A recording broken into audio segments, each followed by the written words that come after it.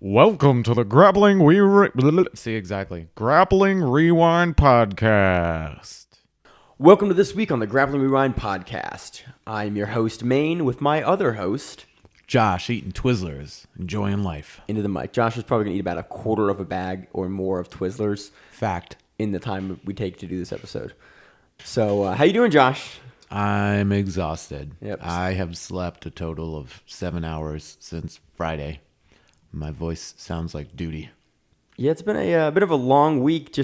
We started off the week Wednesday with Quintet. Then I went to Fight to Win weigh-ins, Fight to Win Pro 70 weigh-ins on Thursday night. Friday, we were at Fight to Win from probably I was there from 5:30 to I think we left at 11:48 at night. No, we left past midnight. Oh, we did? Yeah. It was late. Definitely. Then Saturday, we had our buddy's retirement fight, and KASAI was on. Then, also ACBJJ was on that morning. Watched that Then- partially at work. SUG is actually happening So right it's now. happening right now. So Josh and I have watched. I'm going to get a match count, and I'll put it in when we edit the show. We've probably watched A lot. That's the answer.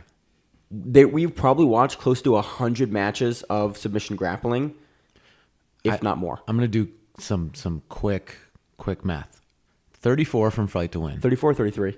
34. So we're gonna recap all of these shows in this episode. So strap in; it's gonna be a long episode. I'm gonna put time codes in the actual episode description if you're looking for a To save particular you. event. Click there. This episode's gonna run a little long because there's just so much to cover. Or So maybe we'll bang through it like a champion. And man, you know how we work. That's not gonna happen at all. no, it's not. I was being optimistic. But yeah, 34 matches, Fight to Win. Yep. Quintet. Okay, there's 4 teams. It's 5 matches. That's 10 matches the first round, and then another 5 matches the second round. So that's 15. So that's 49 matches right there. There was 16 or 18 matches on ACBJJ? Let's go 16. Let's go low. Let's go 16 matches. So 49 and 16 is, my math is terrible, is 64. Let's go with that. Or 65. 65. Excuse me, 65. And then KASAI. So, Jesus, I already don't want to do this. It's probably about 100 matches. Let's go 12. So we're at 70, 75, Yeah, and then we 77. had SUG, which had all the tag team matches, the brown belt matches, and then the main card matches, Yeah, we're probably at about 100. about 100 matches. This isn't including MMA fights that we also watched. Oh, yeah, because watched we're a there. full 10-fight card at MMA, at Shogun Fights In Baltimore, yeah. in Baltimore. And then, Josh, I'm so tired. It's not funny. Like, I have not had a moment to not watch grappling since Wednesday. Yeah, I can't say anything else other than that. I was promised Twizzlers last night. They did not come through. That is why I'm eating them right now. I can't think straight. It's great. Yes, you literally got like 3 hours of sleep. No, you got 2 last night. No. I had between Friday and Saturday. I had 6, and then I passed out in the middle of the day today, so I had another hour. So 7 in total. All right. So we're gonna jump right in. There is news that has happened this week. Go look it up. Is there? There's some stuff that happened. There's news. There's some news that happened, Josh. Whatever. This week is not a week for news. This week is a week for lots of match enjoyment. And let's get right into the nitty gritty and start with Quintet. So Quintet 1 happened this week. Actually, they're not weekend. It happened Wednesday. This is Sakuraba and Josh Barnett's organization. It is not a tag team grappling match. It's a team-based grappling match, and there's a Japanese name for it. It just escaped my brain, and I'm not going to try to think about it because, it's not working. First of all, I'm going to preface this. Watch this whole event. It was fun. It started off kind of slow, and The I was first kind match. of no, not even the first match. You mean the first match is in like the first team versus team? Yeah, that one. Oh, okay. Yes, then that is correct. That started off a little slow, and I was kind of bummed and voiced that opinion to Maine, and then it picked up from there, and it was awesome. I think the rule set's really cool. They don't have couldn't do heel hooks, which I wasn't as cool with, but there was a limitation on the close guard, which I think really made. You couldn't close guard for more than a couple of seconds, or you would get penalized. Yeah, and so the guy you saw they'd sit in the close guard real quick, and only in a couple matches, and they'd open up again, and then the passes would start, and the submissions would start. No one in these matches stalled. I didn't see any stalling in this match, aside from maybe a match in the Barnett match, one of the Barnett matches. 2 matches. Barnett. We'll get into it later. We'll talk about it. The We'll bring rule it up. set was great. I think they should add heel hooks. Oh, of course. I think that will speed up people getting submitted. I agree. Also, that would mean that Craig Jones would just beat everybody. Dude, he was in that position so many times. Had to transition to other leg locks off of it. It was crazy. You're like, oh, he's gonna heel hook with this guy. Oh, he can't. He's got to roll through the knee bar now. It just basically delayed him finishing a couple guys by 20 to 40 seconds a couple times. So let's get into it. First round, first match, team matchup. Haleo team versus the judo team. Daisuke Nakamura versus Michihiro Omagawa. If they didn't have a draw system and the judges had to pick, Michihiro Omagawa beat Daisuke Nakamura handily. Yeah. I honestly like that they have, if you draw in these matches, you're both out. It encourages guys to, look, if you're going to just stall, there's no stalling, because if a guy doesn't get a finish, you're out. Enjoy your time. So that I think is a huge encouragement for guys not to stall, because every second you spend stalling is a second that you are not submitting the guy and you're be out. Yes and no. The way it works out, you have to submit your team lineup beforehand for the first round matches. Right. The second round matches, it's really about strategy. And again, this is something we'll get into in a little bit when we start talking about the finals. Anyway, Sakuraba came out next match versus Shutaro Dabana. And I'm like, who is this Shutaro Dabana guy? Well, this dude showed up. And he made Sakuraba not look good. Like, Dabana's as a judo guy, this guy had great guard work. He was shooting arm bars from everywhere. He was, attacking. The guy definitely trains a lot of jiu-jitsu. You can see stuff. The Niwaza work, the groundwork was his groundwork. there. And it was very evident that he had spent some serious amount of time in the guard and on the ground. His shoulder rolling was good. Like, you saw stuff from him on the ground that was, okay, you have a depth of skill that's more than just, the throws and the ip-ons. Yeah. So, again, if you had judges pick winners, Shutaro would have won. But, again, it goes to the time limit, so we have a draw. So both of them are limited. So we've knocked out 2 competitors from each team already at this point. Hideo Toguro comes up versus Hyunjun Kim. This lasted all of about 20 seconds because Toguro armbarred this dude off of an Imanari roll. I watched this over and over and over again. So slick. It was beautiful. Like, this is that highlight reel jiu-jitsu that'll help this organization grow. And I hope it does. I hope we see a Quintet too, because the event was fun.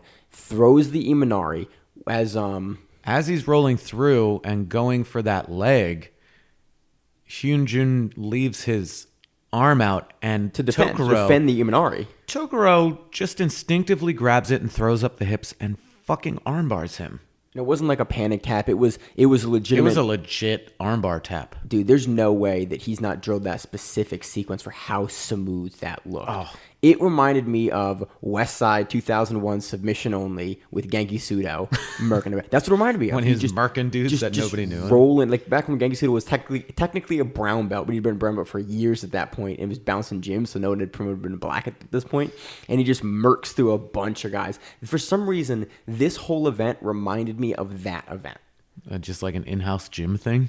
I don't know. It reminded me of, just because of the action, there was no stalling. There was aggressive working towards the finish, and you got a bunch of highlight reel subs out of it. For some reason, that's what I kept thinking about going into this event. Right. So it's called like Kachinuki, by the way, or something. Yeah. Something like that. Team battle. The team battle. The setup of the matches. So Toguro gets to stay on since he won. Well, Dong-Sik Yoon comes in, and there's a 20-kilo disparity in their weight. At least. So in the rule set, that means the match length is shorter. By half, actually. Yeah. So you go from an 8-minute match if there's less than a 20-kilogram difference in competitor size to a 4-minute match if there's a The greater weight difference disparity. is big. And there was a little some criticism online about that, and I don't know if I like that or not. I don't mind it. I think it puts the onus on the bigger guy to put work on against the little guy, and also puts a little pressure on the little guy to move. Like, you got to go because there's a big guy coming after you. Yeah, and you got 4 minutes. Wear him down. You only got 4 minutes. Like, yeah, and again, I'm not go balls to the wall. I think 4 minutes may be a little short because I think they can bump it to 10 and 5. I think that would be better. I think that would be better because, again, with the rules, at least for this match, for the matchups we saw, I didn't see a ton of stalling. There was very few matches. I think what happens is with 4 minutes, if you're going to allow that such short amount of time, because what is it, 240 seconds? Yeah, it's quick. That's really quick. Allow heel hooks in that instance. It makes I think allow them anyway. An equalizer also with size. Only let the little guy heel hook. Who knows? Anyway, we're going off track a little bit. Tokoro goes in Dong Sik Yoon. Tokoro is in guard, and Dong Sik Yoon, like a gangster, Ezekiel chokes him from inside closed guard and chokes him out. Unconscious. By the way, like Tokoro tapped. This is Nogi, by the way. Yes. This is all Nogi. Credit to Tokoro, by the way. Like, he taps, and But in then the he time went it out. takes Dong Sik Yoon to let go of the choke, he's unconscious. Yeah. So he was at the end when he tapped, he was close. That vision was sucking down. Yeah, he actually sleeps twice in this event. And we'll talk about that too.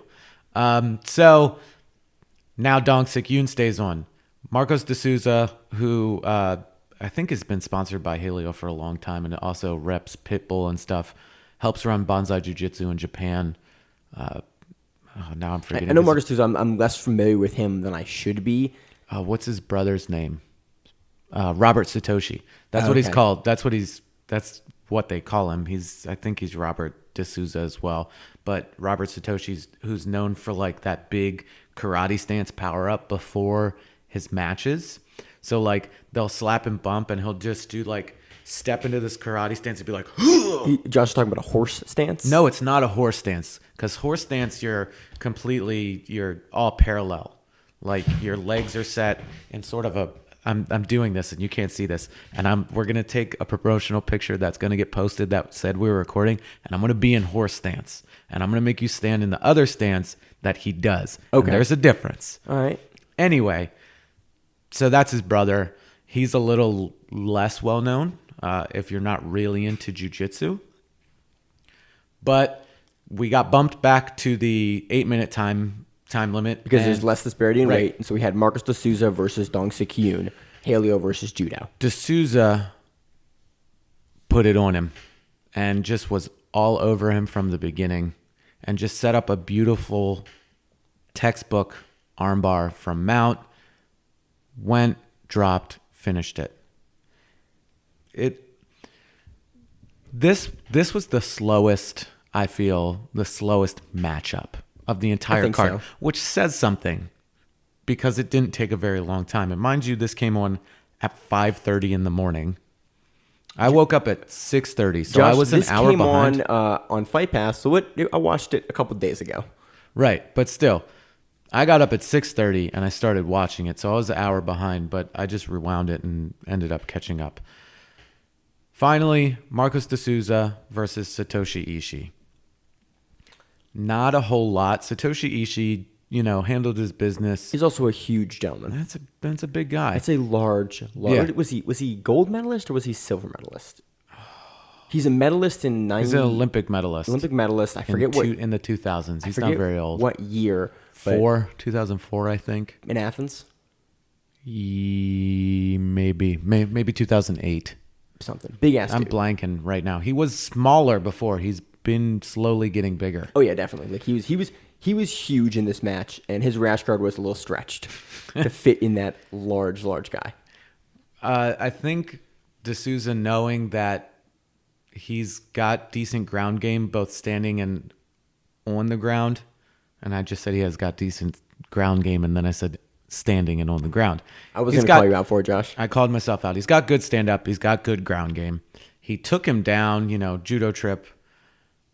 D'Souza was just played it smart, defending, shrimping. He got past, but nothing came off of it. Yeah, there's no point. So if you get past, you just he held out, and he knew, and I wasn't 100% sure if they would do this or not, but I was like, okay, this is the final match, and this is the final guy for them.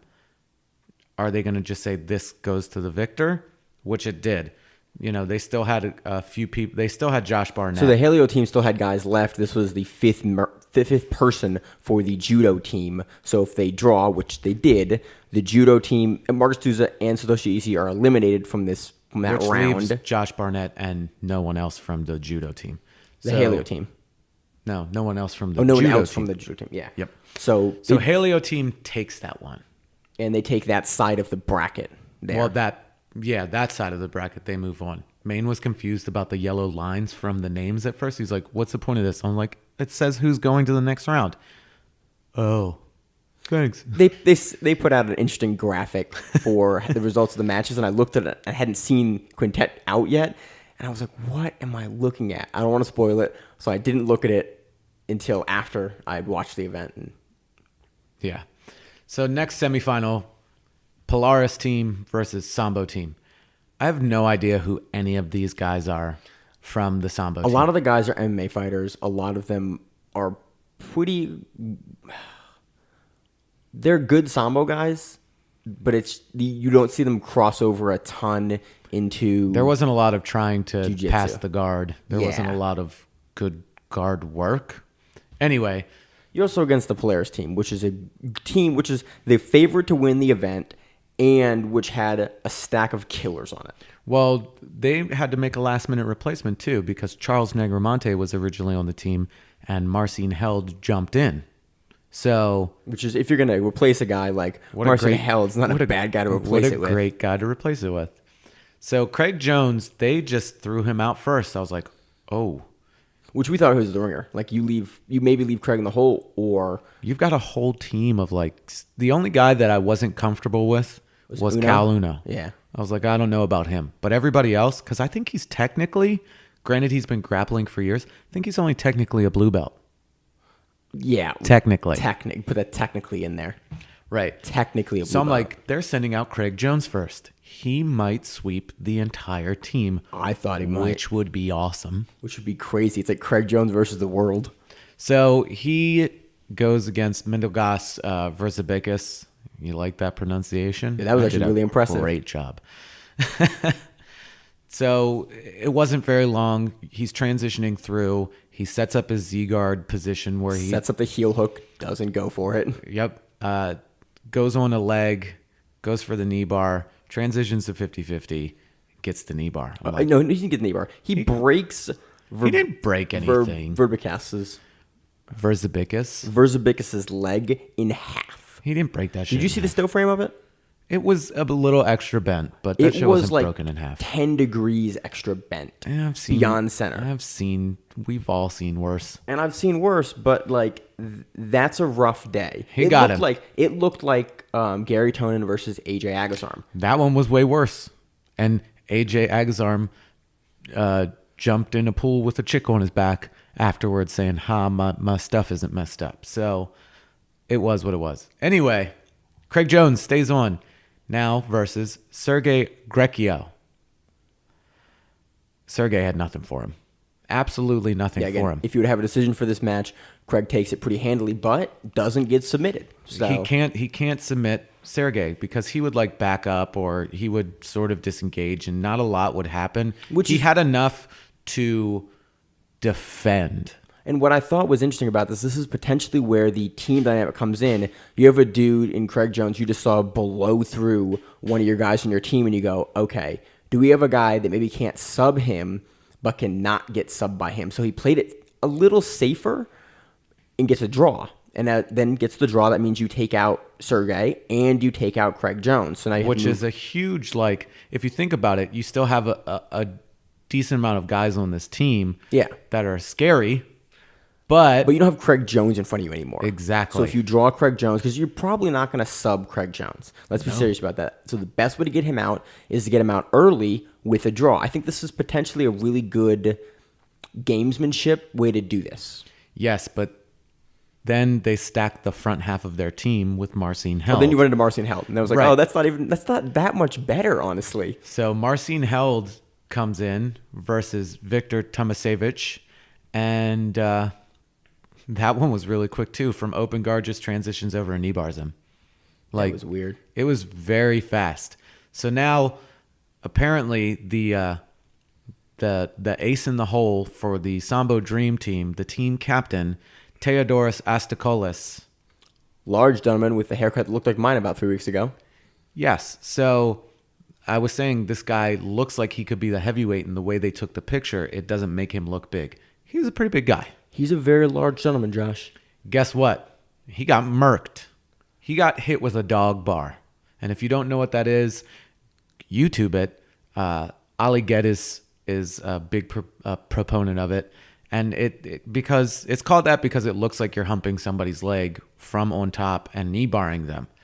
And he set up that knee bar so fast. What it reminded me of is because it wasn't a straight dog bar. It was like a turned, like it almost reminded me of this is going to sound dumb, but what I thought about was it looks like a mirror lock with the leg.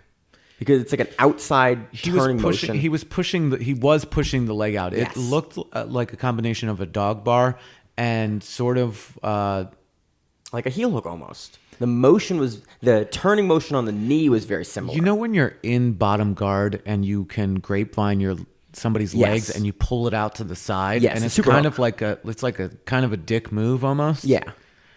That's what it looked like, a combination of. Yeah, but he was able to get his hips underneath and turn the knee additionally, and Theodoros knee couldn't do that, and had to tap out to that twisting dog bar and knee bar. It was fast position. The commentary staff, who was good, who wasn't great, was okay. It was good. There were was certain good. pieces that could definitely be improved, but I thought they were engaging. I thought they were professional. I thought they had enough. They were giving good information at the right times. had enough knowledge. They had enough knowledge where it was entertaining. I was pleased with the commentary. Could be a little better, but I was very pleased with it. At no point did I go, what are they doing? Mm-hmm. It was good. There was nothing that made me upset with their commentary. Yep. So Marcin now is in his third match of this team. They also didn't battle. have a huge amount of time between matches. Like one match finished, they got to the next match pretty quick. In about 2 or 3 minutes. Yeah, but you didn't sit around for like a whole match length, like 8 minutes and wait and wait. Yeah, because Marcin was tired. I would say, but I'm saying from a viewing perspective, it was great because you didn't have to sit and watch them like mess around for like, Yes, give guys 15 that is minutes true. to recover. That it is was true. One guy finishes, he talks to his team about like, what's the game plan going into this match, and then the next guy's up and they start the match again. Yeah, I mean, Marcin looked about as tired as if you were going to drop a deuce. Like, he looked like he woke up and was like, I got to poop. Oh, you look like a professional fighter that's like been in camp and in good shape and ready to go. I'm just saying, you're apparently grappling against people that are roughly on your level. You got to work a little bit harder. Apparently not. He looked good. Craig Jones looked actually pretty tired. Or looks like he warmed up aggressively because Craig Jones was sweaty when he started his matches. Maybe he's just a sweaty guy. He might be a sweaty guy. I'm thinking about EBI when he's on. Maybe he's just a sweaty guy. Maybe. So Anyway. Marcin goes into his third match versus, give me the name, Josh. Marius Zaramskis. Zaramkis is a guy I've seen before. I don't know He where kicked I've off seen him. Sakuraba's ear. Okay, thank you. That's where I've seen him. You're welcome. Zaramskis didn't have anything for Marcin. Like, there was nothing to write home about this match where it was like, oh, this, and this. Marcin was obviously in control of the entire match, and he knew, hey, if we go to a draw, even though I'm going to try to submit him, it doesn't matter because we win. Basically, the only way that the Sambo team at this point could win it is if they submit everyone. Marius Zaramskis would have to submit Marcin Held, Gregor Gracie, Carl Uno. Cal Uno, Carl? My bad, Josh. Carl Uno. Cal Uno, and Daniel Strauss. In a row. All of them. He's going to have to submit 4 people in a row to get the victory for his team. Like, Good luck. there were 3 good teams on this card and 1 team that had no business being there. And that was the Sambo team. Like, I know that sounds kind of bad, but in no way did any of the guys on the Sambo team look like they could have given anybody on any of the teams any trouble. Yeah, I don't have a ton to add. I don't have a better response to that, but it was. I think it is hard to see because you saw Marcin Held, who's a really good grappler, and versus Craig Jones. There's not a whole lot of guys in the world that can really compete with those guys. So I don't know if that was necessarily. I would have taken the judo team, and I think the judo team would have beaten a majority of the Sambo team. I think Michihiro Omagawa would have taken out at least the first 2 guys by himself. Yeah. And then Debana, the way his guard work was working, I think he would have beaten 1 or 2 guys himself. And then you would have still had Dong-Sik Yoon and Hyujin Kim and Satoshi Ishii. And the same thing with, the Japanese team. Daisuke Nakamura definitely would have taken out a few guys. Sakuraba didn't even, he looked slow. His transitions weren't great. He did not look, and again, I've said it before, I'll say it a million times. I love Sakuraba. I have a Sakuraba tattoo. Like, I fucking love that dude. But he looked really slow. He's got a lot of mileage on him, to say the least. I mean, he's been punched in the head a lot. By Vanderlei Silva alone, he's been punched in the head a lot. Yeah, definitely. So I'm very interested to see who they build up going forward. But let's get past that and go on to the finals match, which was Polaris team versus Haleo team. And you got to pick the order in which everybody goes right before it gets set up. Also, each team starts out with their full members again. Yes, so if you've lost anyone in the preliminary, they come back. That doesn't matter. It's a restart. So the Haleo team, a.k.a. Team Japan, sends Josh Barnett out first, which is a great idea. He also hasn't gone yet. Hasn't gone yet. He's fresh. He's giant. He's fresh, and he's the biggest dude on the team. On the card, I think. Probably. Was Theodoros Ishii? It was Toshi Ishii larger? I don't think Ishii's bigger than him. So Josh Barnett is arguably the largest gentleman on the card. I think that's correct. And they were like, you know what's good? We'll send him out. He's a great grappler. He can beat a lot of people. Let's try to get him to knock out a portion of that team, and hopefully we can, get this. You start big. You start with biggest guy first. Let's try to weight him down. Like, if we can get through just on sheer size, 1 or 2 of their guys, it starts you out from a tactical perspective at a better place versus trying to throw your smallest guy and potentially you're down a guy or 2 because they've thrown their biggest guy out. I think it's tactically a good. Choosing Barnett first was a good choice there. Yes. So, Gregor Gracie from Polaris comes. You said Gregor really weird there. Gregor? You said Gregor. Gregor, whatever. Igor, Gregor, whatever. The Gracie. Did what anybody should have done if they went up against Josh Barnett. If you're not his size and can't put it to him, what should you do? Stall him out. Stall your ass off. That's what he did. He got a warning for it, but you know what? He didn't get enough warnings to get disqualified. And he stalled him out and knocked out that big hope. You take the draw. You lose a teammate, but you have all of these guys who haven't done. Their entire team hadn't gone. Craig Jones and Marcin Held are the only 2 guys that have competed from Polaris team, and they've had time. There was an intermission. They did a replay of the first 2 matches in Japanese. No, sorry, the first 2 brackets. They did the whole thing. They showed them in Japanese. They showed the whole thing. So you're like, oh, that's plenty of time to recover. Great. Let's start with the guys that haven't gone, give them a chance to get going, and we'll go from there. So Barnett gone. The biggest guy on your team is gone. The freshest guy on your team is gone. What are we gonna do? Second freshest guy. Yeah, but it's smart to save the guy that got a lot of your submissions for you, or got your submissions for you and is a legit awesome competitor in Marco Souza, keep him in that 5-hole to maybe knock out a few of their guys. Yeah. So Dan Strauss, who is another person who has not competed at all, comes on versus Daisuke Nakamura. Dan Strauss is a large dude. Not like big, but he's thick. Shredded. He's known for his grip strength training. Like, there have been many videos where they show he's ripping a deck of cards, rips them in half again, rips that in half again, bending nails, like all sorts of weird, wild, crazy. I didn't realize how big Dan Strauss was. He's a large dude. And what's crazy was when I originally started seeing him, he was like 70 kilos or like 77 kilos or 80 kilos. He wasn't a big guy to start with. And then he got really into lifting and he got big. So he put his giant banana hands right on Daisuke Nakamura and got on him because Dan Strauss can also book it. That was the crazy thing about this, about watching Dan Strauss these next couple matches, was dude is fast. He can book it. He scrambles really, really well. Like, there was a couple times he was out scrambling smaller guys. Yeah. And if I'm not mistaken, when he went to ADCC quite a few years ago, he was in the 77 kilo bracket. I think that's right. I don't remember. I think that's right. Yeah. So he's now like 90 some odd kilos or something like that. It was weird to see a guy that was that big be able to scramble that well. There was every single. He kept it. It was amazing. Like, you do not see guys that are that big. Not normally. Move. Yeah, that's correct. Move like that. The only guys you see that are that big move like that are the elite of the elite guys. You see your Buchechas, your Rodolfo Vieiras, Ali, your guys like that, Muhammad Ali, Keenan. Like, those guys can move like that.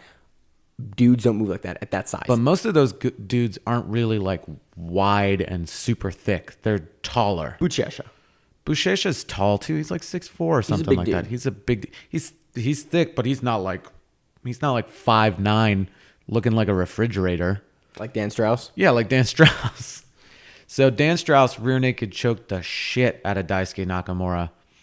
So Dan stays on, which is another confidence booster for Polaris team. Dan Strauss, Hideo Tokoro. Every time you get a sub, it's one less guy the other team has and one more guy you have. Exactly. Because even if you lose the next match, you're still at a net zero. You haven't lost anyone because you get a free guy on your next match. You get to keep going. Yep.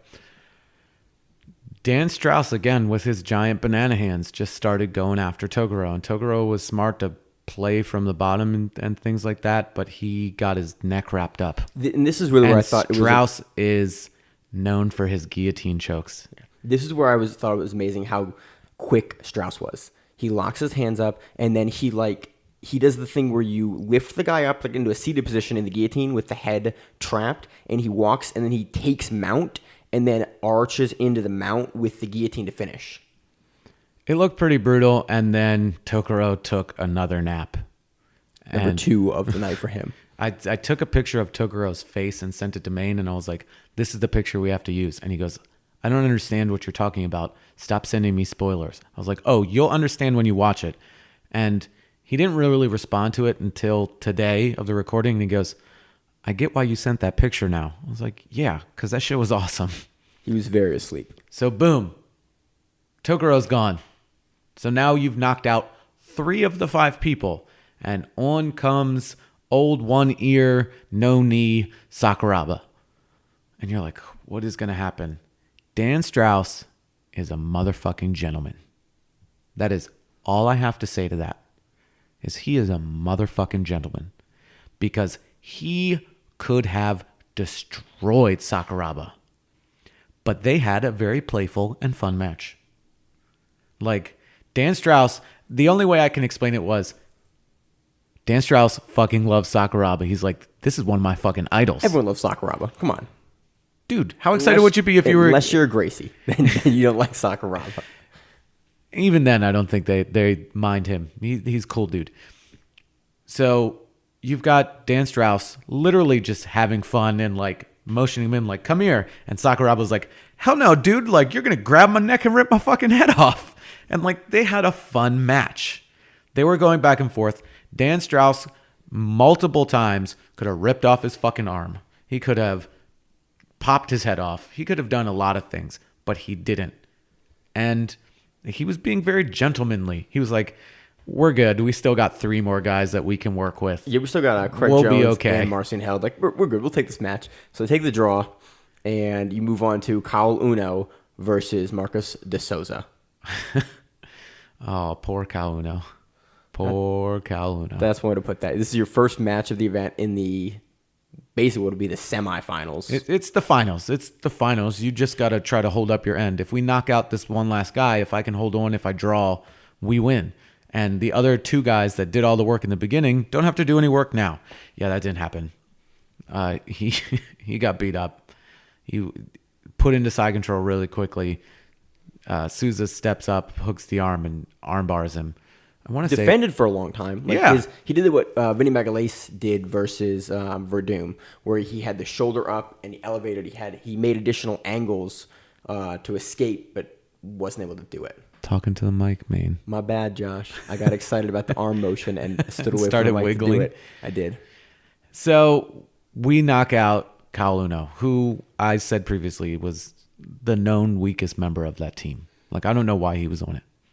I mean, Peter for Polaris. Yeah, sure. You could have got Brad Pickett, who is more known for submissions than... Dude is my size, if not smaller. So is Kyle Uno. Yeah, and guess what? Josh Barnett's not my size. Okay, but you didn't have to go against Josh Barnett, and neither did Kyle Uno. He could have. Point moot. All right, so then you move on to the final match. Fucking Craig. This is Mr. International Competition Jones, because he's all over the place. Well, he was here Wednesday, and then we saw him again. KASAI on Saturday. Across the globe. So last match, Craig Jones versus Marcos de Souza. Yeah, he made it look easy. Like this guy isn't a good competitor. He goes in, takes the knee bar. Like, this card isn't long. Watch the entire card. Craig Jones is a monster. I texted Maine. I was like, Craig Jones scares me. Like, I don't understand. It's crazy to watch how, because ADCC 2017, end of last year, was his breakout performance where it's like, who is this Australian dude smitten everyone? And he'd been on stuff before, and we'd seen him, and he was a known good guy. He won the trials. And since ADCC, everyone's just gone, holy shit. Craig Jones is on another level when it comes to his jiu-jitsu, his all-around jiu-jitsu, and his ability to entangle the legs and rip your leg off, even without the heel hooks. Like, looked amazing. His finishing on the knee bars every single time was brutal. He makes this brutal face when he finishes, where he grits his mouth guard and exposes like the red mouth guard and just leans and throws his hips into it. And his opponents also make that brutal face because they're like, oh, fuck. My leg's about to get ripped in half. That's one way to put it. And that's kind of what happened. Like, he got in there real deep, and De Souza was like, oh, no, and lost it. So Polaris Dream Team, I don't like that. Just call it like Polaris Team. They were all, Haleo Dream Team, Sambo Dream Team. I'm like, I don't know if they're dream teams, but okay. You don't have Michael Jordan and Charles Barkley and all these. You got Marcin Howard and Craig Jones. That's your dream team. That's my dream team, Josh. I'm never going to have to go if they're my team. So, I mean, it was a great event. The fact that people came out on a Wednesday in Japan to watch this. And it wasn't packed, but people were probably apprehensive about it. Like, I don't know, this could just be like a one and done thing and it's going to suck. It was great. I love the rule set. Totally worth it. Even without heel hooks and some of the other kind of odd things about. The refereeing needs a little bit of work. Like, it does. They said that certain things would call for stalling and they wouldn't call it. So I don't know if they were maybe a little afraid to call it, being the first inaugural match. But other than that, this went off almost flawlessly. I will, without a doubt, watch Quintet 2 and be stoked for it with just how fun this one was. You didn't see of the entire card, you maybe had 2 matches that were a little boring, and then it was 8-minute matches, and you were done, or 4-minute match. And every other match was great. You got a ton of submissions. 2.5, 3 hours, like not with including the rebroadcast. With the rebroadcast, it was like 3 and some change. If you took that out, it would be a little over 2 hours, maybe. It was 157 minutes. If with the entire rebroadcast in Japanese of bracket A and bracket B. Oh, that's nothing. Never mind. So It's 2.5 hours. Cut that out, and you've got maybe an hour and some change. Of match time, an hour, 45 minutes, something like that. 45 minutes, maybe. I rewatched the whole thing again, like right before we recorded just now, in probably 45 minutes. Just kind of skipping through, like, okay, this match. It's like a quick skim through rewatch. It was great. Get Fight Pass. Watch this card. Sign up for that free week trial with a random email and the PayPal account or some shit like that. This has been one of the most entertaining cards of the year so far. This was great. I loved it. Absolutely. So that'll do it for our coverage of Quintet 1. Great event. On to our recap of Fight to Win Pro 70 in Maryland at the UMBC Event Center. This event paid out a total of $25,702 in salaries and commissions and was headlined by Gutenberg Pereira versus Tim Spriggs for the heavyweight title in the gi. 42% submission rate. I don't know why I thought there were more subs on this card, but it was very, very, it just moved smoothly. Maybe it's because we were there covering the event, talking to people, seeing all the behind the scenes stuff. But what did happen, the first omoplata victory in Fight to Win Pro history happened. Kai Bosk out of Conquest Jiu-Jitsu, who I've trained with many times, great guy, nailed the omoplata, and it's the first one. So he gets to say, hey, that was the first omoplata victory in Fight to Win Pro history out of 70 of them. 70 events. Also, another omoplata news. Second omoplata ever in the UFC happened this weekend as well. I did not watch that. I didn't either, but it happened, and I thought I'd mention it. So let's get into the results, starting from the bottom and working our way up. So with the purple belts. Byung-Ju Lee, who came out to Rich Chiga, or Rich Ryan, it's Rich Bryan. Rich Bryan now. He changed his name. Yeah, he changed it. But he walked out to that. I was definitely amused. He defeated Christian Moreno by decision. There were a lot of good slams on this card. Dude, Maine was happy about that. I was very happy. Maine was happy about that. Slams. Chad Lutu defeated Stevens Belange by decision. Gerardo Trevino defeated Joseph Gilpin by decision. Roya you know what we didn't do? Ask people how to say their names. I mean, you're doing better names than I did. I got the names, but I got the names. I talked to the people. I interviewed them. I'm still going to butcher their names. And so you're doing a better job than I will. Darvishian. Oh, God, I'm so sorry. And, I mean, we could have legitimately said, hey, stop and pronounce your names, which Seth does repeatedly. Yep. So he doesn't screw it up. Seth did it during weigh-ins. The guys were like, oh, it's good enough. He goes, no, I'm the commentator. I'm the announcer for the event. How do I spell your name? And he clarified a bunch of different names throughout the night. Even guys he'd clarified the day before, he went, okay, I think it's this. Okay, that's incorrect. How do I say it? And he would rewrite it before he would say it to announce them out. We should probably do that. Or try to. We should try to a little better. So Roya defeated Jonah Woods. Jonah. Oh, yeah. Yep. Jonah Wood by decision. I saw her fight on Robin Pigia's card in Virginia. Oh, yeah? Yep. Awesome. Alex Karadimas defeated Kyle Hoffman by triangle. Alex comes into our gym on our open mat a lot and comes and trains. Tough training partner. He just got back from Brazil a couple of weeks ago as well. Rico Staten defeated Michael Mell by decision. Ryan Mason defeated Alonzo Duncatel by triangle. Edwin Albino defeated Dakota Wader by toe hold. Alex Coleman defeated Michelle Temmel by armbar. Michelle is one of our training partners. It was a cool match. It's always rough seeing, your teammates lose, but it wasn't like a complete blowout or anything where it was like, wow, that ended quickly. But you also feel bad for them because you know how hard they trained. Yeah, it was a good match. I mean, there were no matches on this card where I was like, it's a bad match. This card was great. I loved it. Yeah.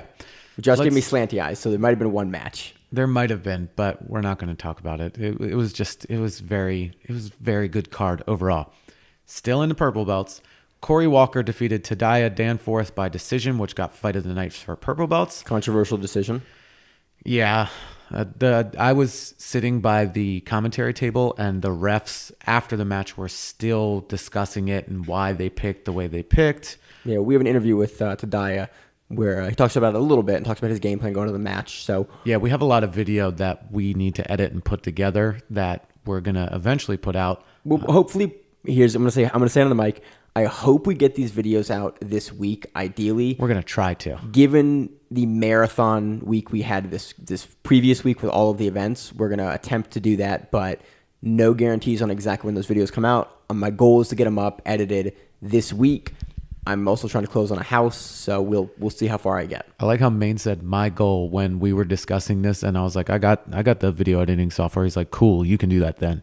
So, but that doesn't stop we would anything. split the workload, but Right. So, I'm going to start editing it and put things in. And then all of a sudden you send me something. I'm like, the fuck is this? This does not mesh well at all. moving on from our behind the scenes. Yafte Yirda. I heard his name and I think I'm saying it correctly. I got it. I did an interview with him. He says his name on the interview. I apologize, Yafte. He defeated Kerry Caprio by triangle.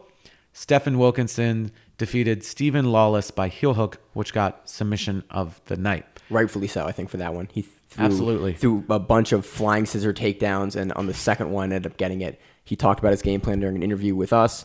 Talked about that was his game plan. That's what he was doing going in, and hunted it, and got it. Those flying scissor takedowns were pretty sweet. Dude, it looked like something he had drilled and he had done in the gym. I watched him setting it up. I was like, he's about to do it again. And he threw it again. I also was making fun of our coach, Monroe, because he looked like a homeless person that walked off the street and became a referee.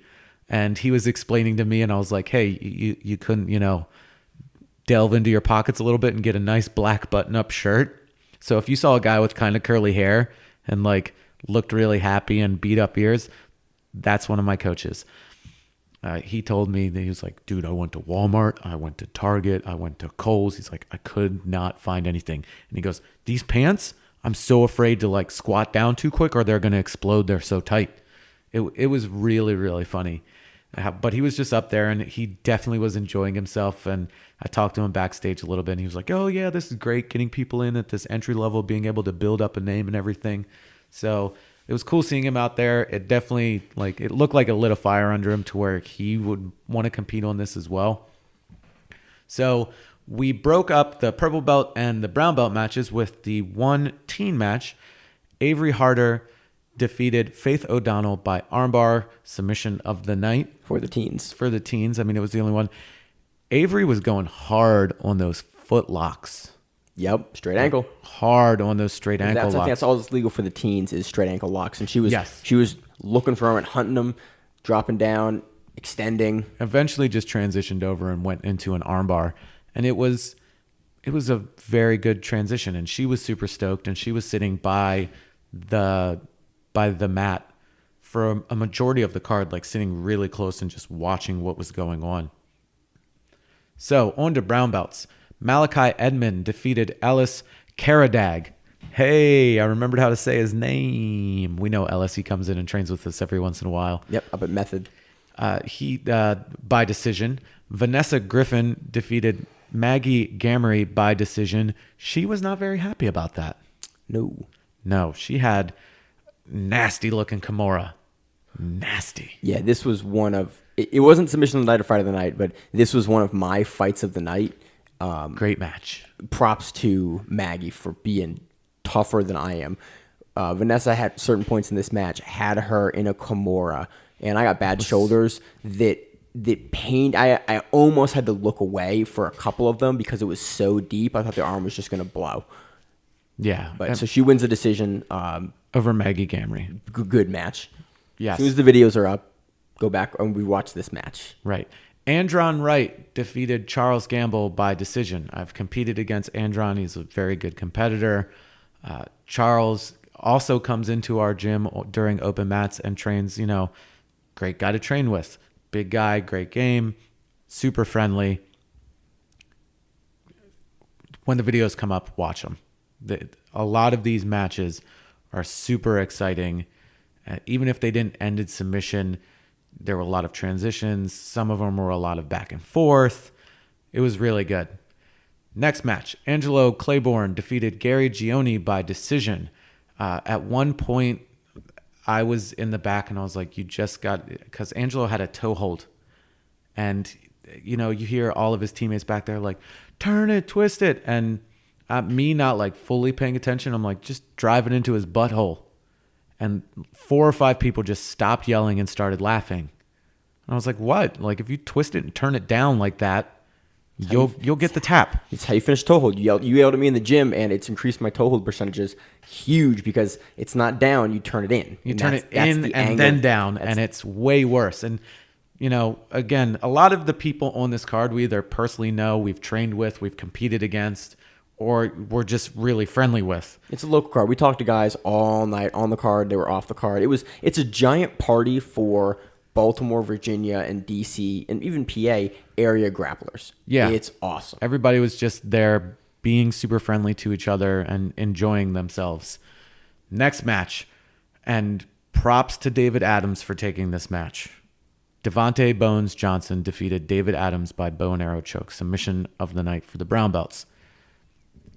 If you know jiu-jitsu past the black belt level, you know Bones. Dude, if you know any jiu-jitsu, he's a dude you've seen at a brown belt level, like Bones. He's missing that tooth in the front, looks like a monster. He does. Competes like a monster. Maine and I were in the back watching him getting psyched up, and I'm like, Maine, film this. And he's like, should I? Is he gonna like eat my face if I film him? It's like, no, he's in his own zone. He is not paying attention to us. Like, he is not paying attention to anybody. He's getting fucking hype right now. He's ready to go out. It was real cool to be in the back for this entire card because you saw how different guys warm up and the similarities that you see at the top guys before they go out and compete. They're not worried about anything else. They're not talking. They're not hanging around. They are ready. They're in their zone. And when it's time, they walk up and they step up to compete. And there's just a difference in the attitude and mentality that you see of these guys, and especially with guys like Bones. Yeah, before they walk out. I want to actually try something, and I'm not going to yell into the mic, but I'm going to... Here. Sorry, Rachel. Let's go!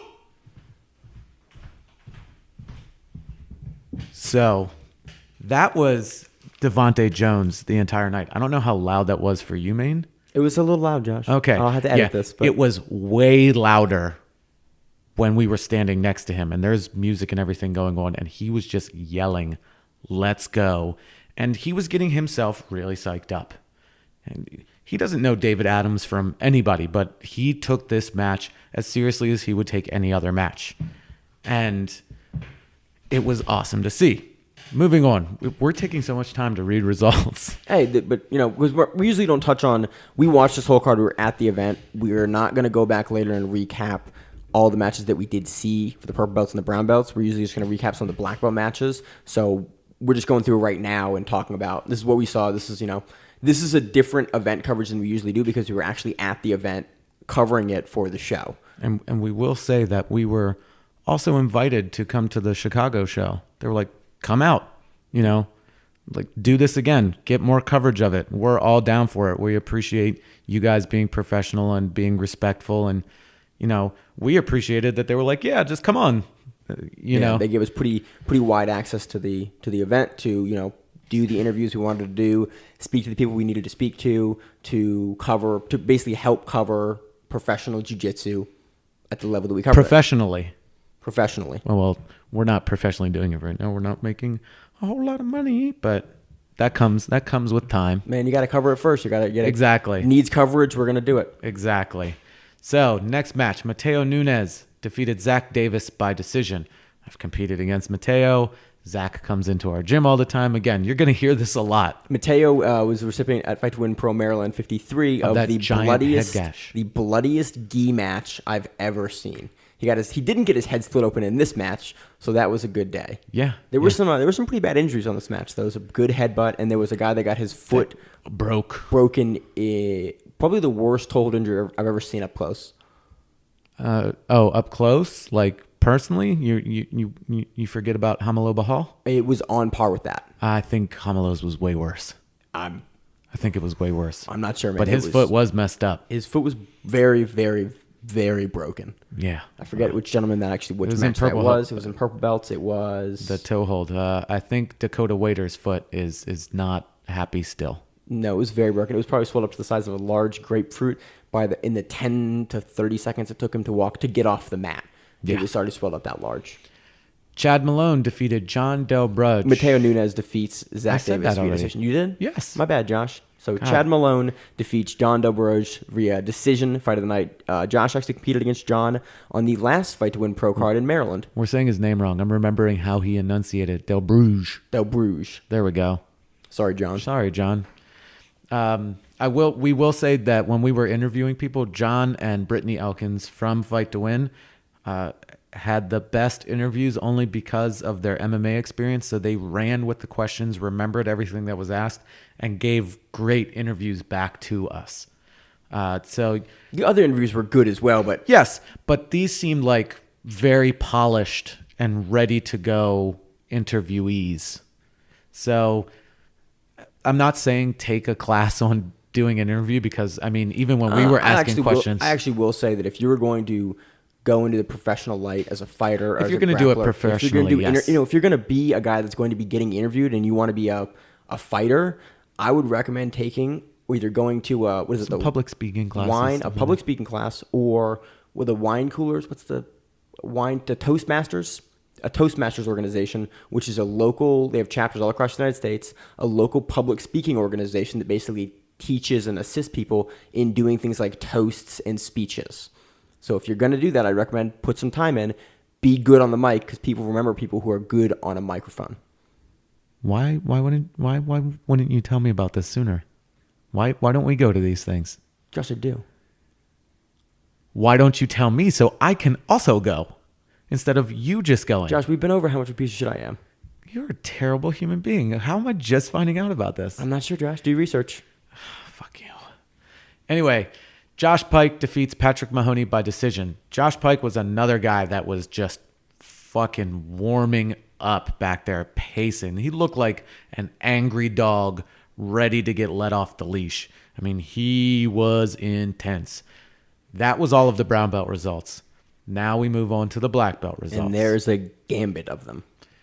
14 matches. 14. This wasn't Miami. This wasn't 21 black belt matches.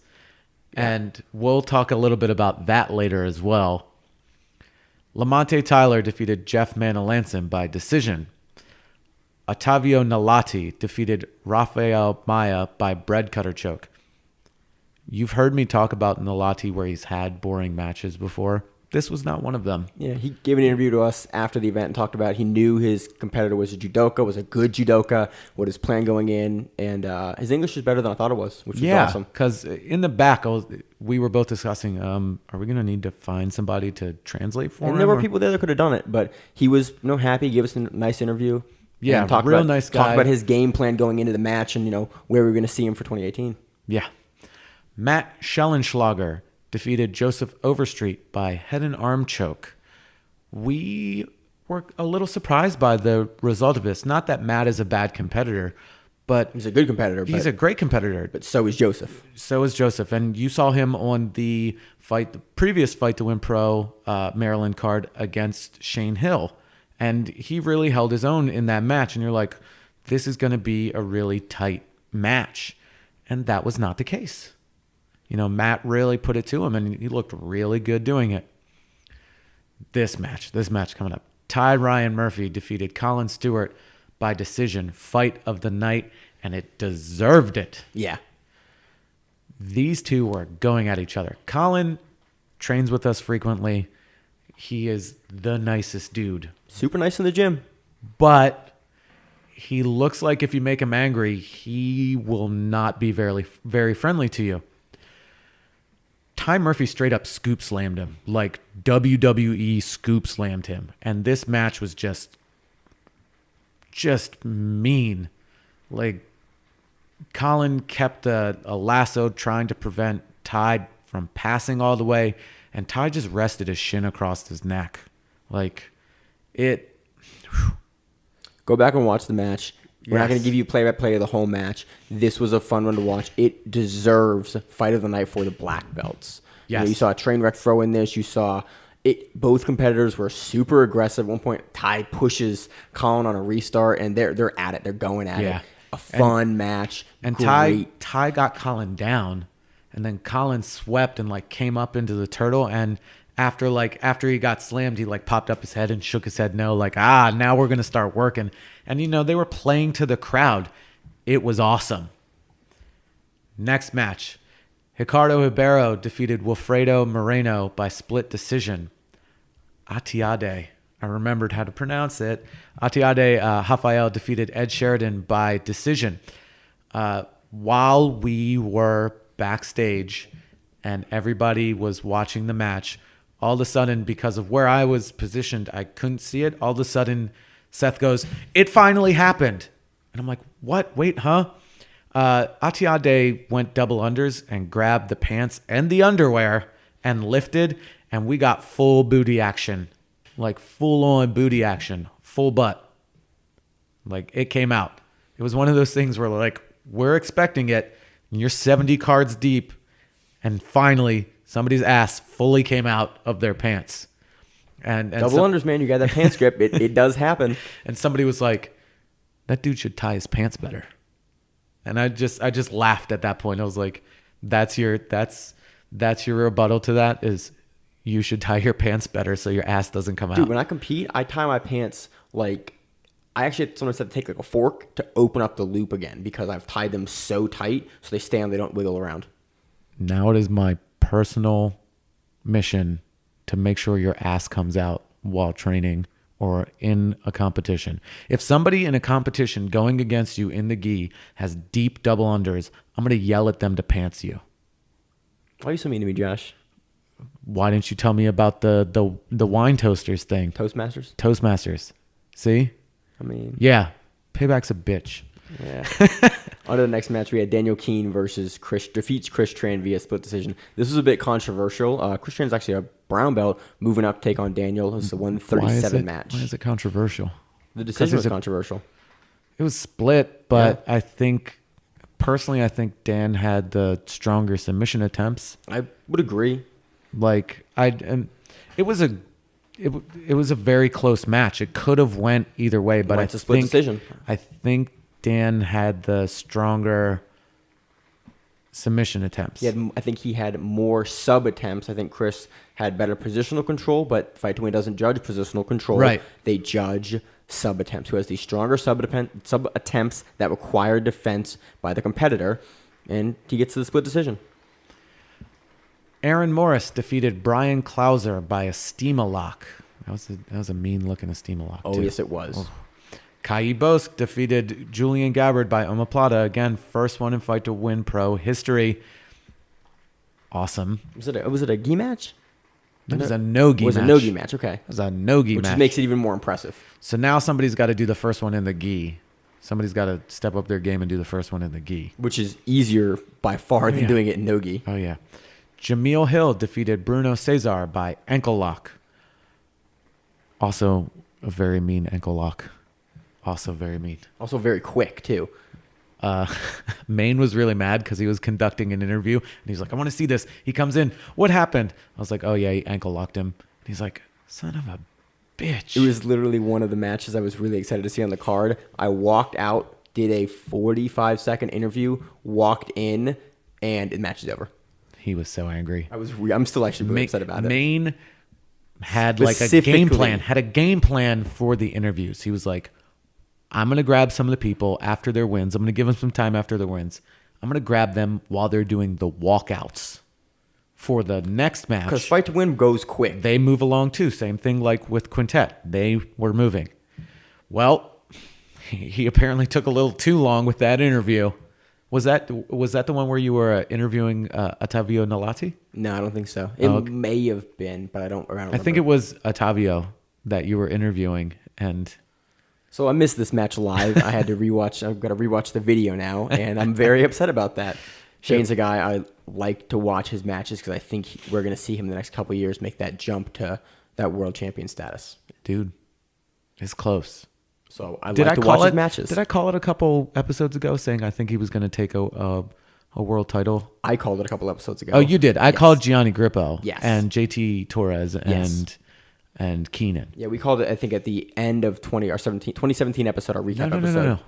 I called it then. You called it then, Yeah. but I'm saying I called it this year of those people. But he's definitely got a good shot at it. He's a great competitor. Next match, Vicente Jr. defeated Josh Aguero by armbar.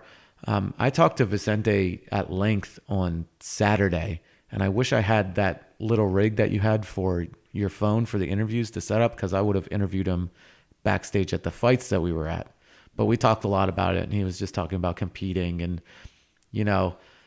going on about, age. He's like, oh, he's a younger guy, but that doesn't mean anything. But He's a 7-time Masters World Champion. yeah, he's a very good competitor. And he looked like it in this match. He was just beautiful, like basic fundamental jiu-jitsu, point A to point B, like what Hickson does. Just like I get this position, I'll not go back to 1. I'll go 1 to 2 to 3. Please with the That's how Hickson sounds in my head. He's got a deeper voice. I specifically. I go to 1, then to 2, then to 3. Oh God! That's what Hickson sounds like. Stop! Just stop. I told Maine as well to not accidentally fall into his awful Brazilian accent while talking to Brazilian people. And I didn't. Good for you. Good for you. Finally, our main event. So Vicente wins that via armbar. Yes. Thank you. I don't think I said that. If I did, whatever. Gutenberg Pereira defeated Tim Spriggs by split decision. Gutenberg is a huge man. Yes. So Tim Spriggs is also big, but like we're not very big. I mean, I was a fat person, but I'm not a very tall person. I'm a short guy. I compete at 45 with not cutting a lot of weight. I am 5'8" and a little bit of change, and Maine is like 5'7" and 3/4. 5'6" and 3/4. Let's be serious about this. Okay. So I'm not 5'7" in the morning, to be serious about this. If I'm not lying to anyone, I am not technically 5'7". It kills me to this day. So, not very tall, big people. These two dudes, fucking enormous.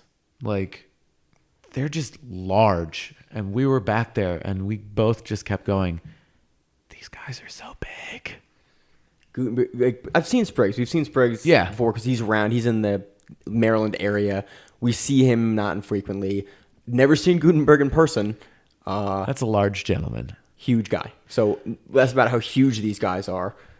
On to this match. This match was perfectly gamed by Gutenberg Pereira. It was not very exciting, but Gutenberg played a game that was smart and used the rules to his advantage. To win. Gutenberg wins a split decision for this match. Gutenberg didn't stand with Tim at all because Tim is known. Smart. Tim is known for that train wreck throw. All the Lloyd guys are known for that throw. Most of them. All the guys that work from that collar drag position. Gutenberg sits and doesn't just sits guard with his knees down. Like, so he's sitting... he's sitting legs splayed. Vince McMahon when he blows out his calves or his thighs. His quads. When he tears his quads while he's doing his Vince McMahon strut. Did you reference professional wrestling on your own without me prompting you? I did. It'll never happen again. So he sits down with his legs flat on the mat. They're splayed out. Yep. And that's how he sits in front of Tim. When you're doing leg stretches in the beginning of jiu-jitsu class. Man, I could have done so many things better than described by Vince McMahon. Oh, I'm so glad you did. You know who else is going to be super excited about that? I don't care, Josh. George is going to text me about this and be like, did he reference Vince McMahon? Yes. He also sold the Stone Cold Stunner. Him and his wife are terrible at selling the Stone Cold Stunner. There's a fact for you. We've moved on. So Gutenberg sits, legs flat. Legs a splay. So Tim isn't able to do like any Toriano, so he just kind of has to get past Gutenberg's legs. And you see immediately, it kind of doesn't throw Tim off, is not the right way to put it, but Tim doesn't immediately know how to address it and kind of stands in front of Gutenberg. Well, he can't reach at his ankles because he'll be too far over. Right. And I just moved away from the mic trying to explain it again to everybody in the world that's watching this. He would be too far leaned over, and Gutenberg could have just reached over, grabbed his belt, and yanked him. and that would have not been good. Eventually, Gutenberg he went on a foot, right? And then came up with it. So there's a submission attempt and a sweep. So technically, by fight to win rules, you're winning. So now it's getting later in the match, and Tim gets to a double under position at one point. Tim eventually comes up, though. He gets on top, and it sort of balances it out. But then he dives in on double unders.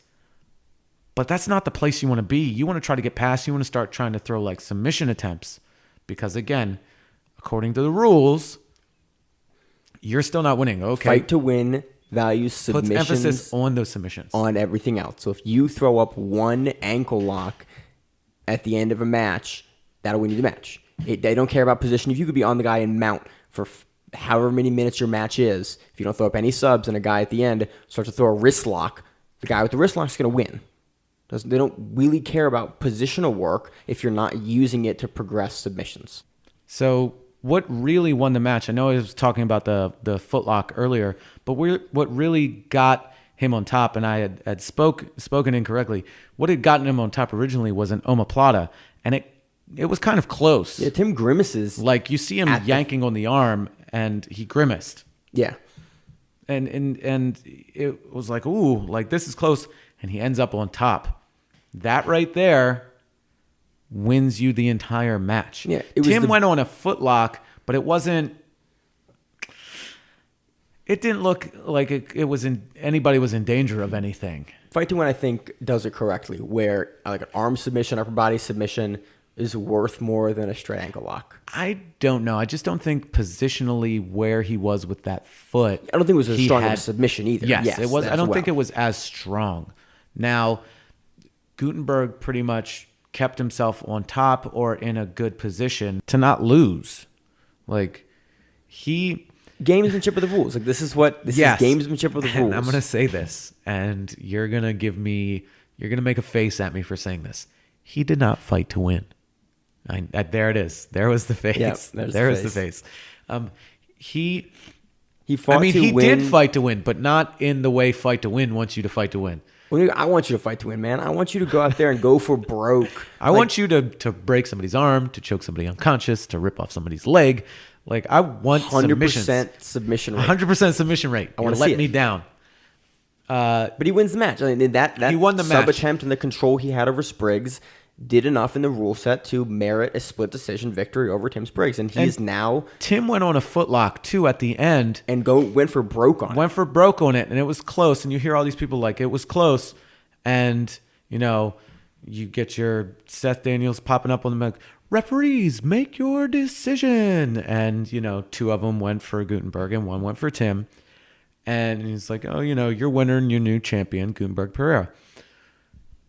Seth, is did his spiel afterwards, said his whole thing, support this, all this other stuff. What Seth does after every show, and thanks everyone for coming out, and pimps jiu-jitsu. Go train jiu-jitsu. It's a great sport. It's a great art. If you like what you saw today, walk into the gym Saturday morning and go start doing jiu-jitsu. And he then took off his headset and put down the mic and then turned it off. And he goes, I would have judged it that way too. Because a lot of people were just conflicted about it. It wasn't something that was super exciting to watch, but again, by their rules, by the way they've set up those rules, that's how it's supposed to be. So Gutenberg Pereira is your new heavyweight champion for Fight to Win Pro. We did a lot of the match breakdown in the results breakdown. I think it flowed a lot better this time, actually. I think it did. We might have to change it up a little bit. Please let us know. I know we're getting a little bit more feedback. Some people have talked to us on Reddit. We're getting some messages, some emails, things like that. So let us know. Shoot us a message on Instagram, on Facebook, on Twitter, wherever, at Grappling Rewind. And, we'll take it into consideration. If it helps the flow of the show, we're still experimenting with the exact best format to cover 100+ matches that happen every weekend. So, and there's a possibility of that happening frequently. Especially with more organizations. So that does it for our coverage of Fight to Win Pro 70 in Maryland at UMBC. But the coverage of the actual event. I want to talk about the people that work within Fight to Win and how much they actually care about jiu-jitsu. They love jiu-jitsu. They fucking love it. Like, you can tell. We did interviews with almost all of their staff. We might have missed like one or two people. With all the we've got interviews with Seth, with Missy, with Seth, Big Bird. Missy, Big Bird, Night Pigeon, Evan, lighting guy, sound guy. And they all have multiple jobs. And we especially talked at length with Seth and Missy. They're just so in it, and so many things. And again, we're going to release these videos, and you're going to hear all of these things that they said about why they care, what drives them to do it. Why Chicago is such a good crowd. Why Chicago, which they said is their favorite crowd. And again, when they said that, my head, because again, I'm a dork. I watch professional wrestling. Most professional wrestling fans will tell you Chicago is a great crowd. Like, they just pop. So, and they also said that Maryland was also a very good crowd. They're like, we're not shitting on Maryland, but Chicago's got it. They said, you guys are pretty rowdy too, but not Chicago level. And I totally get that. So those interviews and that stuff will all hopefully come out this week sometime. We're going to edit it. It's hopefully going to be good. The way we edit it, we're going to actually have some real YouTube content that we're going to put up. You'll get to know the people that, train for these cards, and you'll get to know the people that help run these events. Everybody was super nice. Everybody was super welcoming. They were like, we're glad you had a great time. What did you think? They were totally open to anything we asked. We look forward to covering them in the future. And after speaking to them, it makes Josh and I, again, even more happy than we already were to be covering their organization to the extent that we do every week, because we see the people behind the organization, actually have a conversation with them and go, wow, these people are really about jiu-jitsu and about growing the sport and giving an avenue for people that practice jiu-jitsu and are involved in the sport, an avenue to make money and an avenue to grow professional jiu-jitsu into something more than just a hobbyist sport. Yeah, and who was it? Brittany? Was it Big Bird that said they were just like a bunch of jiu-jitsu carnies traveling around the country? That was Big Bird, yep. Yeah. So, I mean, the way they were talking about it, it made me wish that I was just independently wealthy and I could just follow them around covering it that way as well. Just like go on the road and just follow all these things and have it literally... Be a jiu-jitsu carny. Be a jiu-jitsu roadie. Yes. They literally say, the biggest party in grappling and jiu-jitsu. And both times I've been to their events for Maryland, it was. That's what it's been. Jiu-jitsu and the jiu-jitsu community shows up to these events, and it is a party. If you've ever been to an MMA card in your organization, in your area, and fighters, other gyms, and that camaraderie and that enjoyment of the sport, that's present, but it's for jiu-jitsu people. And it was great. It was one of the best events I've been to for grappling, and I look forward to them coming back around. They say they're going to be in the Maryland area, DC, Virginia area, hopefully 3 to 4 times a year. So Josh and I are looking forward to going back, covering them again, and enjoying Fight to Win Pro. That really wraps up the coverage for Fight to Win. So on to our recap of ACBJJ 12 that was in Almaty, Kazakhstan. Almaty, I think it is. Kazakhstan, which I got wrong for time zones. Maine just immediately starts plugging things in and trusts the first thing he sees. I put the time zone that was provided by ACBJJ into a time zone converter. Don't trust that. To EST time, and it said it started at 4 a.m., when in reality, it started at 8 a.m. our time. Well, they even posted on Instagram. It said in Rio time. Why they didn't say or think about the American viewing audience, as in like they could have just said New York and LA start times. It was interesting, and I got it wrong, and I was berated online and by Josh and by who we train with about my inability to read a map and a globe, and my geography skills were called into question, and I get it. Ready? Google.com. Current time in Almaty, Kazakhstan. I don't want to do the math. It will tell you. I didn't want to do the math. And you go, oh, okay, it's 10 o'clock in the morning there. It's this time here. Oh, there's a 10-hour difference. What's the math on that one? Oh, okay. So it started at 8 a.m. on Saturday. My bad, Josh.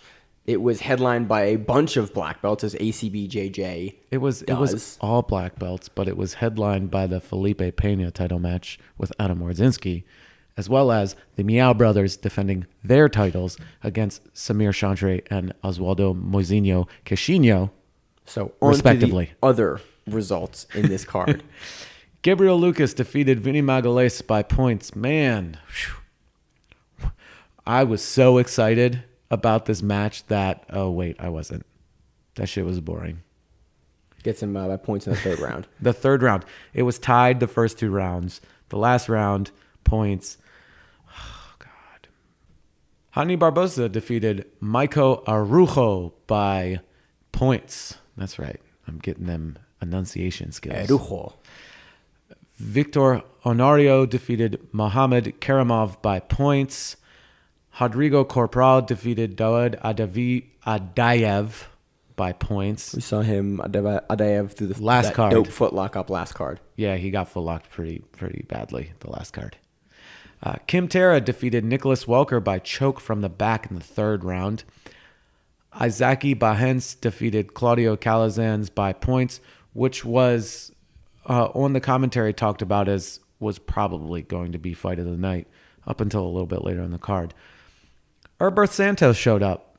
Yes, he did, Josh. Herberth has been around for a couple of weeks now. Even though Robert Drysdale continues to call him Herbert Santos or Herbert. Thank you, Robert Drysdale, for our own personal meme to ourselves. Our friend Emil also will mention, he'll be like, Herbert's here. Herbert's here. I'm like, yeah, Herbert is here. I don't know why he calls him Herbert, though. And he does it repeatedly. He talked about this match all through the rest of the card and kept calling him Herbert. I don't understand. Anyway. His name starts with an E, Josh. Sometimes it starts with an H. It doesn't even sound like an H, man.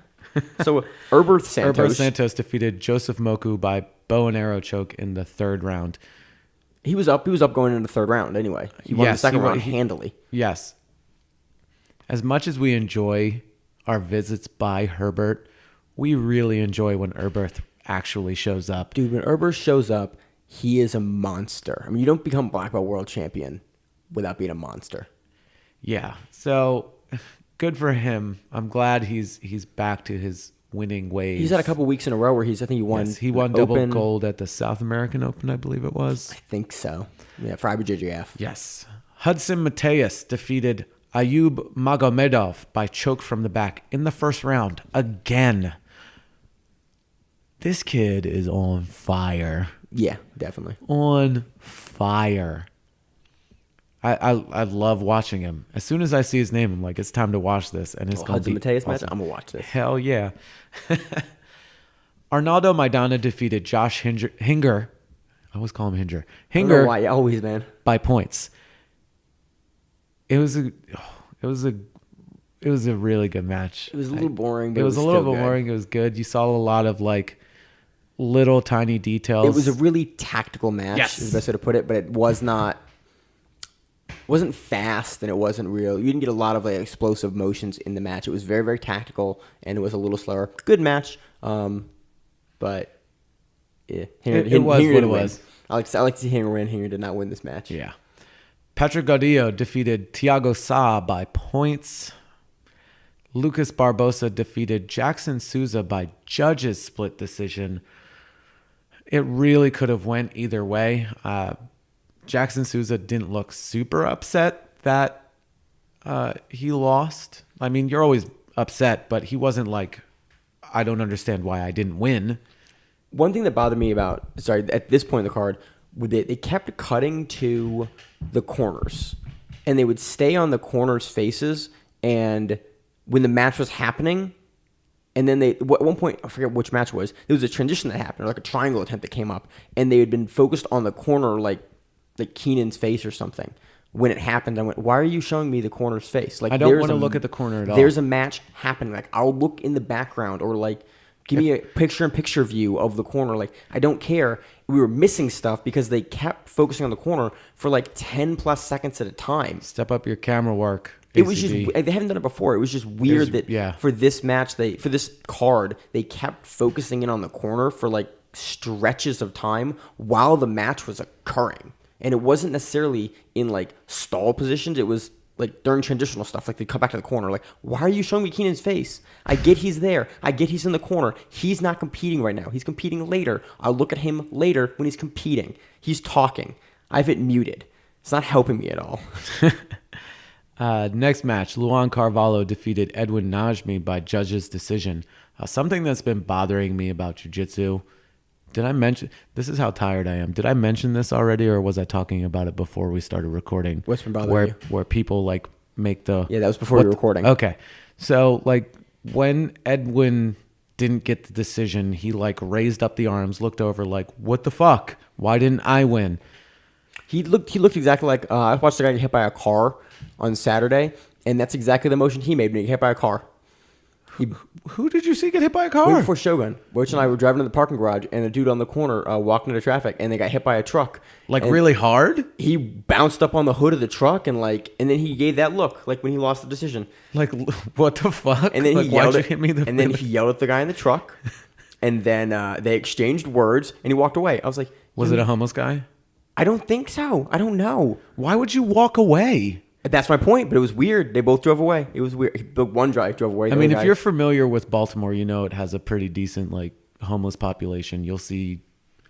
I mean, it sucks, but they don't call it Baltimore love thing for nothing. Like it's a rough city. It's rough, and you'll drive through the city early in the morning and just see people sleeping on the sidewalk.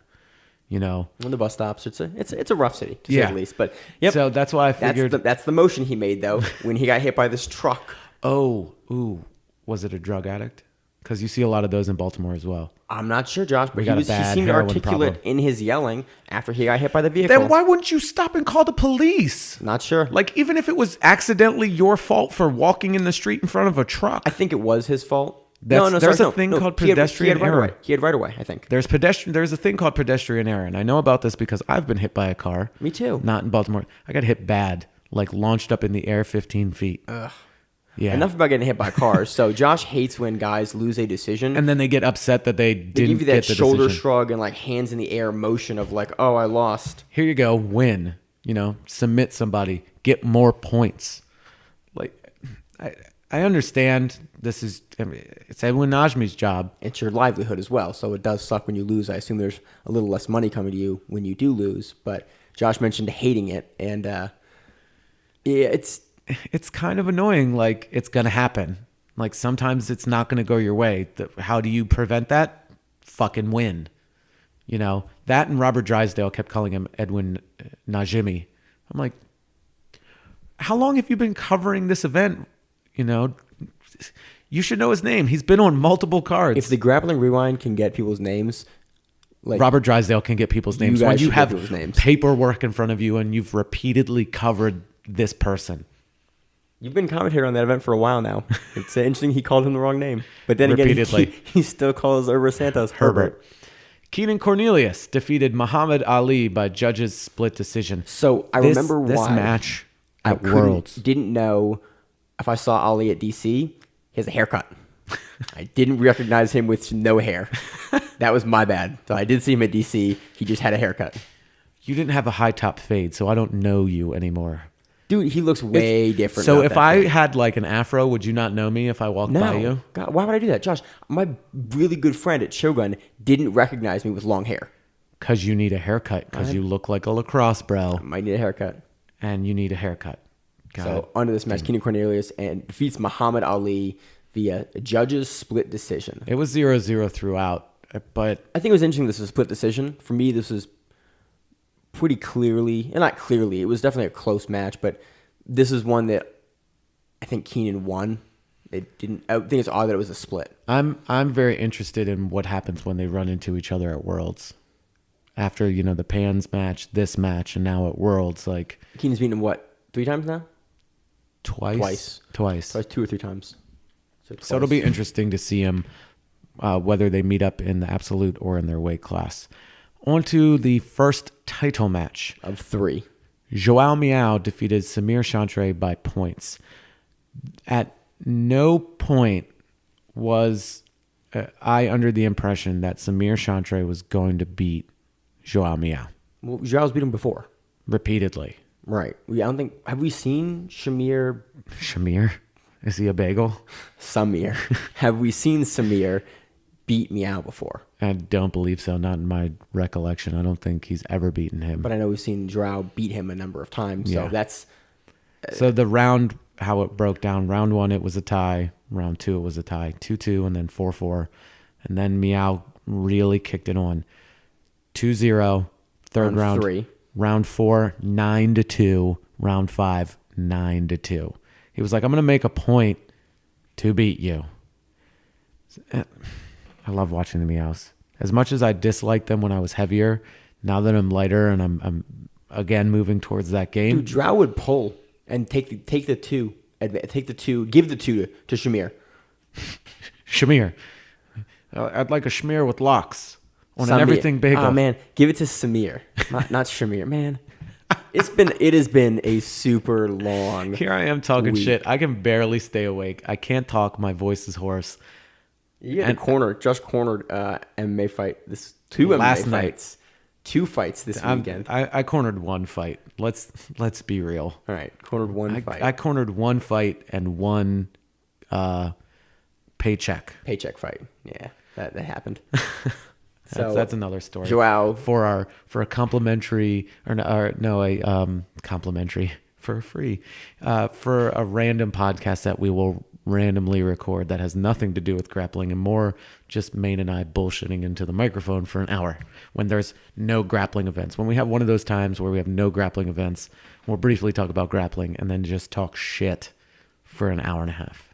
I'll deal with that. So Joao beats Samir and retains his featherweight title. It's featherweight. Yes. Paulo Miyao then His brother. defeats Osvaldo Moisinho by points in the lightweight title match. The round breakdown goes 0-0. Round 1, round 2, 2-0. Round 3, 9-2. Round 4, 2-0. And then round 5, 0-2. Did I say I love the Miyao brothers? You did say that before, Josh. I love them. They're those socially Barambolo bastards. awkward, baramboloing, lovely little sons of bitches. They're great. I love the commentary for this because Braulio and Robert Drysdale they went into like some history stuff during the match between the Miyaos, their brothers. They talked about wanting to see a match between them at ACBJJ, and would they do it? They've competed against each other before in UAE. Oh yeah, they have. I forgot about that. I mean, obviously it was a work, obviously, but they worked a little bit harder than like a fake match and because they made it look good. Yeah, remember that match? I looked at that. I was like, oh, they competed against each other. Yes, I they had to. I think I saw it on BJJ Heroes. I was like, what? I went and looked up the match and went, oh, by the way, shout out to BJJ Heroes. They are super helpful when we need to bring up results when we're not just working off of memory or have it written down. BJJ Heroes on point. Shout out to them. They got lots of cool stuff on there anyway.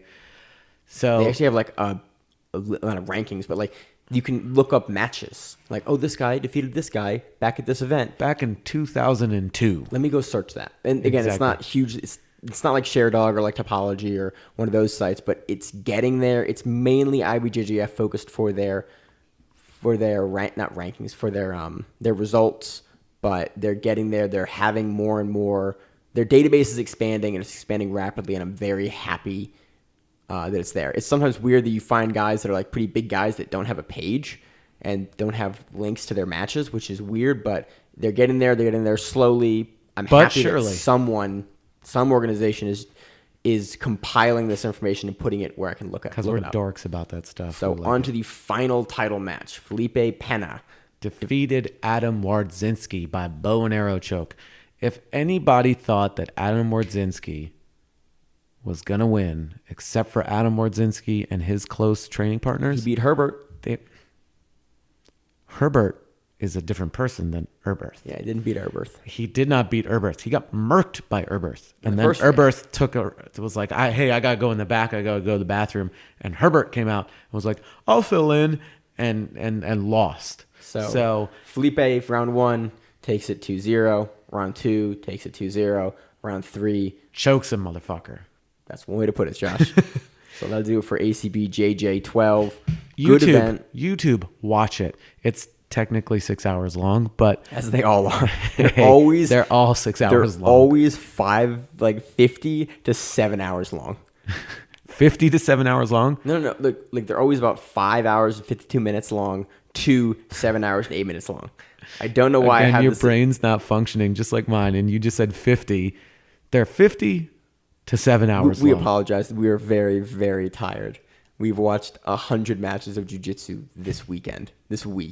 So there's still more on. That will do it for ACBJJ 12. Good event. Go back and rewatch it. It's on YouTube. Looking forward to ACBJJ 13 in America. With Mikey Musumeci versus Joao Miao. That's gonna happen. Vinny Magalhães versus Gordon Ryan. Yeah, I'm excited about that one. Gordon's gonna take that one. I'm still excited about it, Josh. Why you gotta kill my dreams? I'm excited about it. If it was in the Gyu, I would be more excited about it. Yeah, I would too. So moving on from ACBJJ, on to KASAI Pro 2 out of New York. Luckily, the videos are up now because Josh and I were in the middle of watching MMA fights, so we could not watch it live. But Flow Grappling got the shit together, got the videos up. I actually watched part of this event at the MMA fights. I watched it on my phone. You're crazy.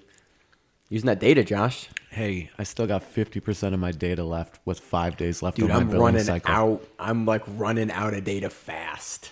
Not I've me. been concerned that I'm going to run out of data before the month ends. I got 4 days left. Then I got 6. 4 days left. I'm solid. I got 50% of my data left. So on to KASAI Pro 2 and the data we didn't use. Let's get into these super fights first. Or also, DJ Jackson, last minute drop. About less than 24 hours out from the event. Yeah.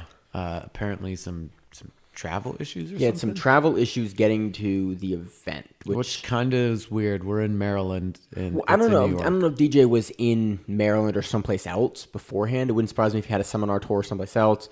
Flight got delayed or something. I don't know. He better be near New York and ready to go for this. That's money. Would assume. But, he couldn't make it, so he was replaced by Pierre Leclerc. I think that's how you say his name. I don't know, but he is a purple belt, and he came in on less than 24 hours notice and held his own. Props to anyone willing to show up. I think it's a little odd that you replace him with the purple belt when you were in New York a day out. Couldn't you replace him with one of the 50 or 800 black belts in New York at that weight class? Maybe they're just trying to give another person a shot. I remember what it was, actually. No, I'm no bullshit. He was the second place runner-up for their tournament, for their 85 event. That's why he filled in. I'm dumb. That's why he was the second place guy behind Nick Calvinisi. Is it really? Yeah. Okay, Nick Calvinisi. They kept saying Calvinisi, so okay. So that's what he was replaced in. So he is I'm stupid for that. I'm not cutting it out. I'm leaving it in. You guys get to hear that. Yeah. So AJ Agazarm Verkes versus Marcos Loro Galvao. Maine at first, when he first looked at it, goes, AJ beat Galvao? I was like, different Galvao, dude. And then I remember, it's been, again, a long week. I remember the match, but I just saw the results on Flow and went, what, Galvao? Oh, different Galvao, right? Marcos Galvao. Yeah. Okay, my bad. AJ was just like all over him. He was obviously bigger than him. He pulled guard a couple of times, attempting heel hooks and stuff from 50-50. And then he finally got one. And then he proceeded to call out Joe Rogan and just... Which is weird. Like, Joe Rogan, there's a couple videos of him rolling online. Like, if you search around, you can find probably, 20 minutes of rolling footage for him. And there's, the Castillo video with him and TJ Dillashaw, working through. He knows this stuff, but dude hasn't competed in jiu-jitsu how long. Ever. I'm just hoping, Joe Rogan fucking... jumping turn kicks him right in the face. It's like, yeah, call me out again, you bitch. Wow. It's weird. It's a super weird call out. I don't understand it. So that was that match. That was the weirdest call out you could probably ever make. What do you call it next? Wesley Snipes? I have no idea. It was just really weird. Let's talk about another super fight, which was super uneventful. and which made Reddit make all sorts of goofy things, like how long would it take Eddie Cummings to butt scoot from New York to LA, because that's what Eddie Cummings did this entire match versus Renato Canuto, which is just scoot around on his butt. And I love Cummings, don't get me wrong, like he's very enjoyable to watch, just not this match. This match was not. It wasn't a bad match. Just wasn't an entertaining match. Eddie won by like a stalling warning. That's where he exactly won by. Canuto got a stalling warning, and Eddie didn't have a stalling warning, and the match ended, and Cummings won. That was the whole match. On to, you got anything else to add, Josh? No. Okay. On to another super fight match, the one that got everyone hyped for this card. Nicky Ryan finally taking on Gio Martinez finally taking on Nicky Ryan. This one was also kind of a wash. Like they were till the end. They were canceling each other out with a lot of their stuff. It was a kind of a boring match till about, what do you think, 30 seconds? A minute or 30 seconds. It was a 15-minute match. The video is 28 minutes long. Why it's 28 minutes long, I don't know. The match doesn't start till probably almost 15 minutes in. So the editing is a little weird, but Nicky eventually nabs an inverted triangle and starts attacking it, and also attacking like Kimura. a Americana on top. He was just holding the arm position. Like he even said in an interview afterwards, he was fooling around with the arm to try to keep the position, and if he had known there was so little time left, which his corner should have told him that. That's kind of crucial information. Yep. I think what he had Gary in his corner, he had Danaher, and he had his brother in his corner. So start yelling to him, hey, you only got this much time. Try to, mess his life up. I think, honestly, that they knew that if he was in that position that he probably would get it, so they just... That's what got him the victory, because there wasn't a lot of, action back and forth saying one person would win or not, and that submission attempt really sealed it. So as Nicky Ryan, and this should spark Joe Rogan. It's because we were talking about this. Should spark Eddie Bravo in putting Nicky on an EBI and throwing Gio in there too. I'm trying to get that matchup bracket done. under EBI rules. No, put them on the same side of the bracket. Force it. Make that match happen under EBI rules. So now, honestly, no. Don't put him in the bracket. Make it a super fight. Eddie has super fights on his card. He could get it done. He moved away from it a little bit though. Well, after they had the teen match breaks on their teen's knee, or they had that super long card with Wagner, I think is what it was, and they had super fights on top of that, and it was like a 4-hour extra card. I don't know. I could see it. I wouldn't be against seeing this matchup again. Yeah, it's gonna happen again, definitely. It should happen again. Honestly, the two guys going towards the top levels of that sub-only no-gi style. True. But also now it's a huge slight because a 16-year-old beat the number 1 ranked pound for pound 10th Planet practitioner. Yeah, but they don't fight for decision, Josh. They fight for Well, sub. guess what? You competed in the rule set that had that. I was devil's advocate there. I agree. I know. It's interesting. They're gonna do something again. Look, I want to see it again. I don't want to see it immediately. I want to see. Give it a little bit of time. Give it a little time.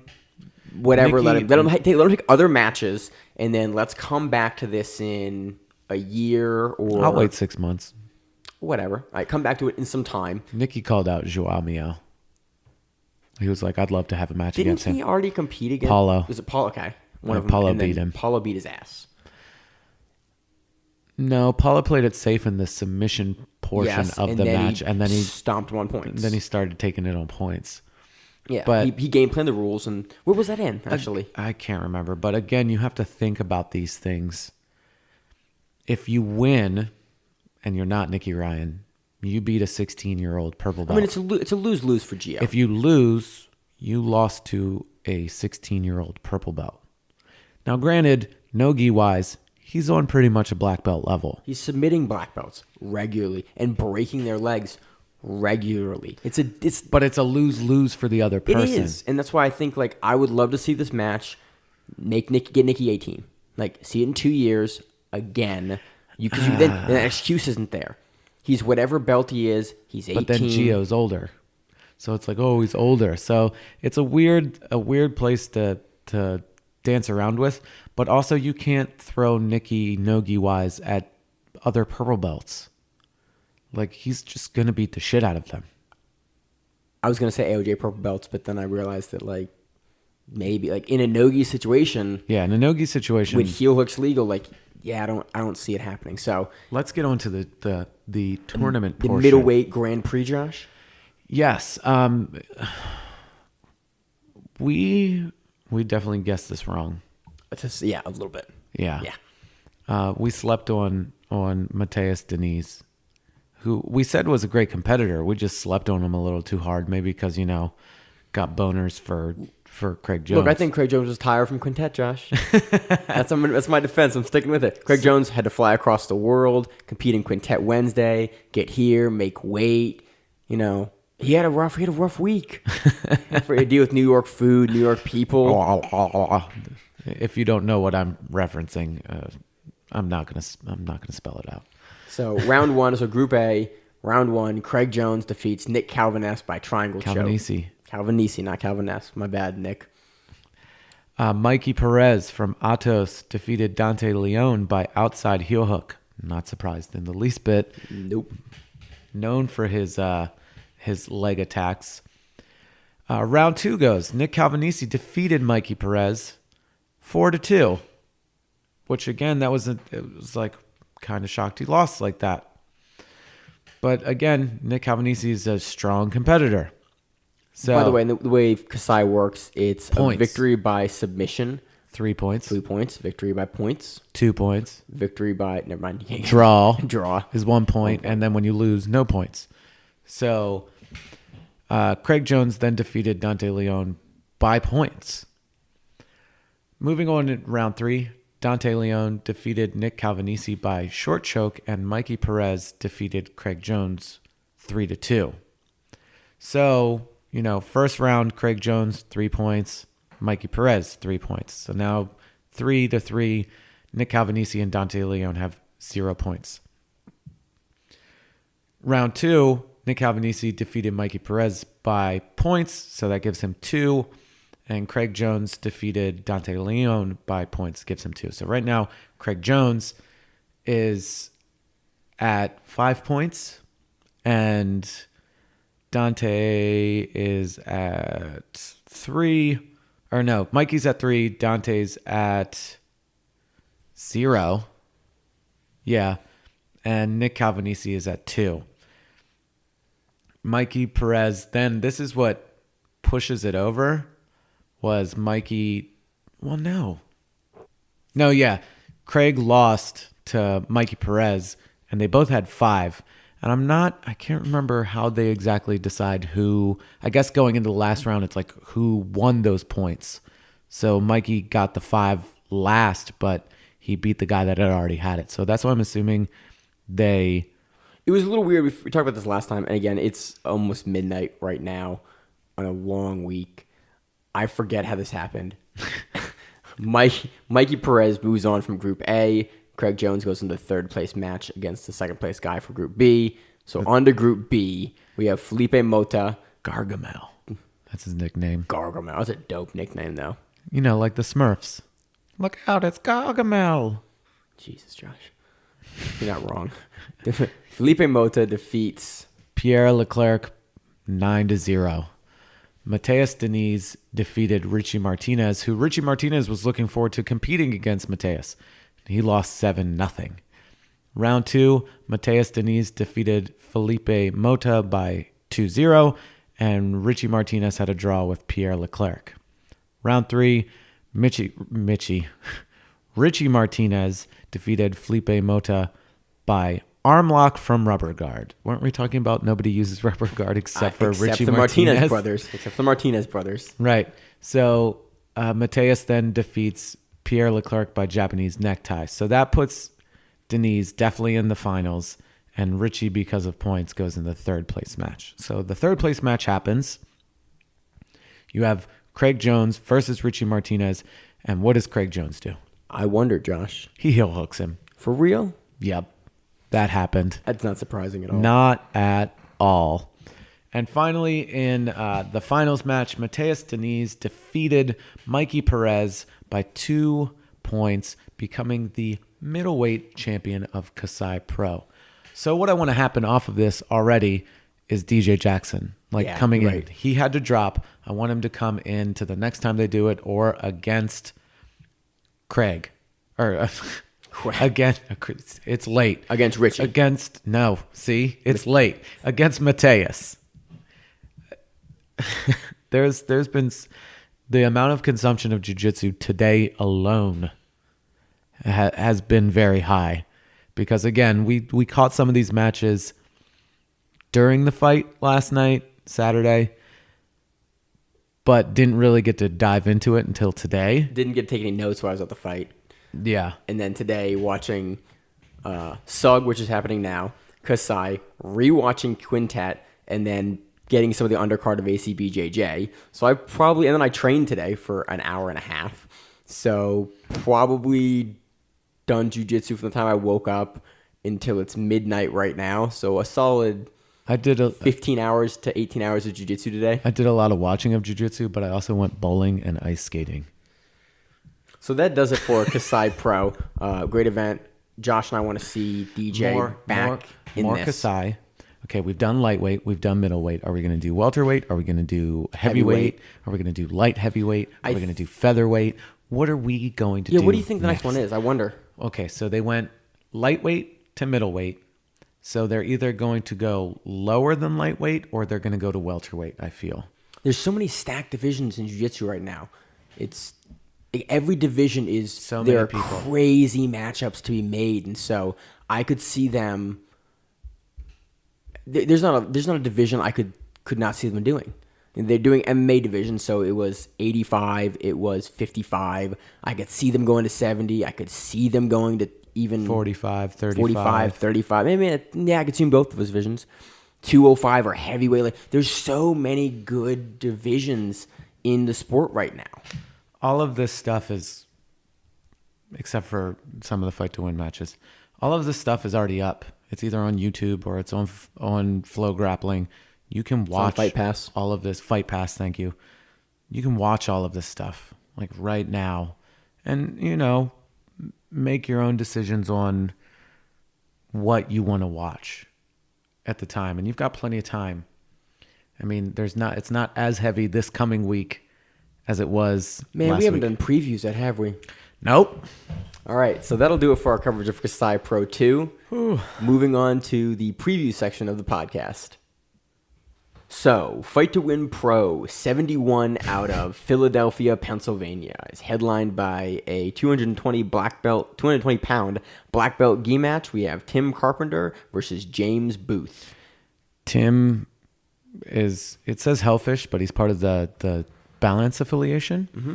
I've trained with him before, and he beat the shit out of me. He's quite flexible. He does lots of different things. He's a very good competitor.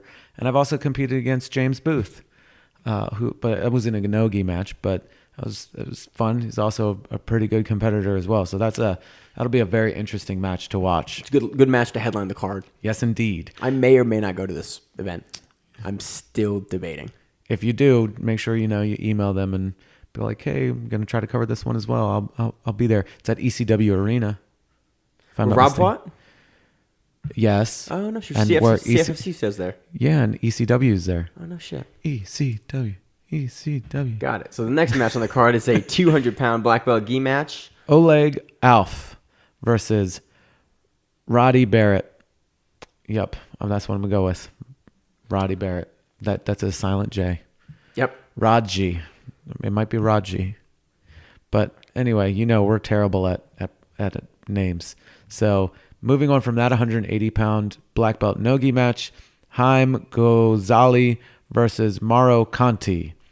180-pound black belt gi match. Steve Austin, who's got a lot of dreads and is not the professional wrestler. That was my first thought.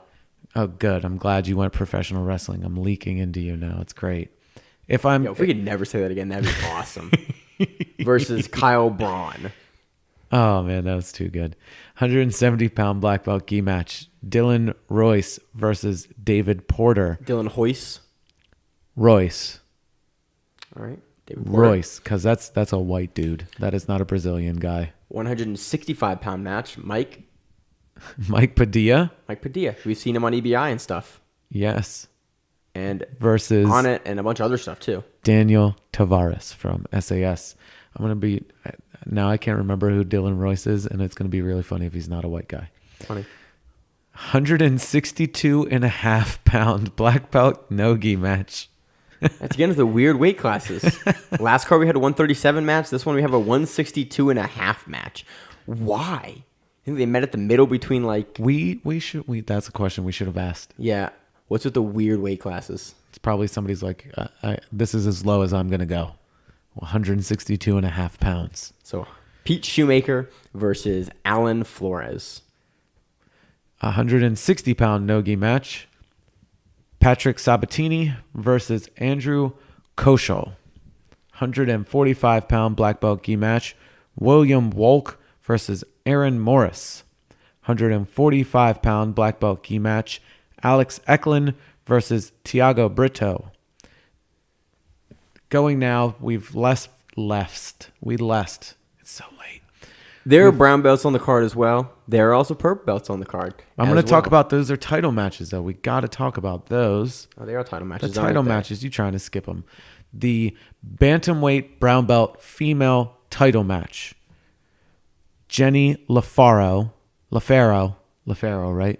LaFaro versus Abby Passanelli. Ooh, I got that name right. I was going to use an Italian accent, but thank you. Please don't. A 155-pound brown belt no-gi title match. Tyson Antillion versus John Battle. I think it's the John Battle that we saw on EBI. More than likely. Yes, it is. A Philly guy. Yes. So there are a lot of matches. There's a lot to cover. It's going to be an awesome match. Philly is going to represent hard on this one. Josh and I are super tired right now. I'm literally about to fall into the mic. The great thing about us and jiu-jitsu is that Josh and I are super tired today, but by about Wednesday, we're going to have rewatched like the rest of the week's cards and be waiting for Friday to come on. Like, yo, when is Fight to Win on? It's another Friday card. It's April 20th. Awesome. So that does it for previews for Fight to Win Pro 71 in Philadelphia. Let's go on to the Marianas Open taking place in Guam. I was calling that Marinas for the last like month and a half. I think it's Marianas. I think you're correct, Josh. If I'm not mistaken. I'm pretty sure I've heard it pronounced that way. I think you're correct. I think I'm wrong. I don't really care. It's so late. It's pretty late. It could be spelled with a Z, and I would still say it's Marianas Open. Yep. So on the lightweight division. And this is like, there's more than just these two brackets. There's a whole lot of stuff. I'm not 100% sure what flow is going to be showing. I do know that it's in Guam. So it might either be really early in the morning or really late at night on that Sunday. So there is a slight possibility that it will be happening when we're recording, and there's also a slight possibility that we've already watched it. We're just letting you know now it is happening on Sunday. We will bring you the coverage if we watch it. If not, we'll push it back a little bit. Regardless, it'll happen before the next show comes out. Yes. So, we want you to be aware that it's covering there. It. So, on one side of the bracket, Izaki Bahentz, Mike Sanchez, Clinton De La Cruz. Sorry, the infographic's not very big, and my glasses aren't on. Gilbert Burns, who just knocked out a dude on the UFC, I think Saturday night. Keeping him busy. Dead. And then Masahiro Iwasaki. That'd be a good matchup. Mm-hmm. On the other side of the bracket, Hanato Canuto, Diego Ramalho, Thomas Meats, Servio Tullio, and Andris Brunovskis. Who do you think takes this division, Josh? Burns is good. Bahentz is good. Canuto's good.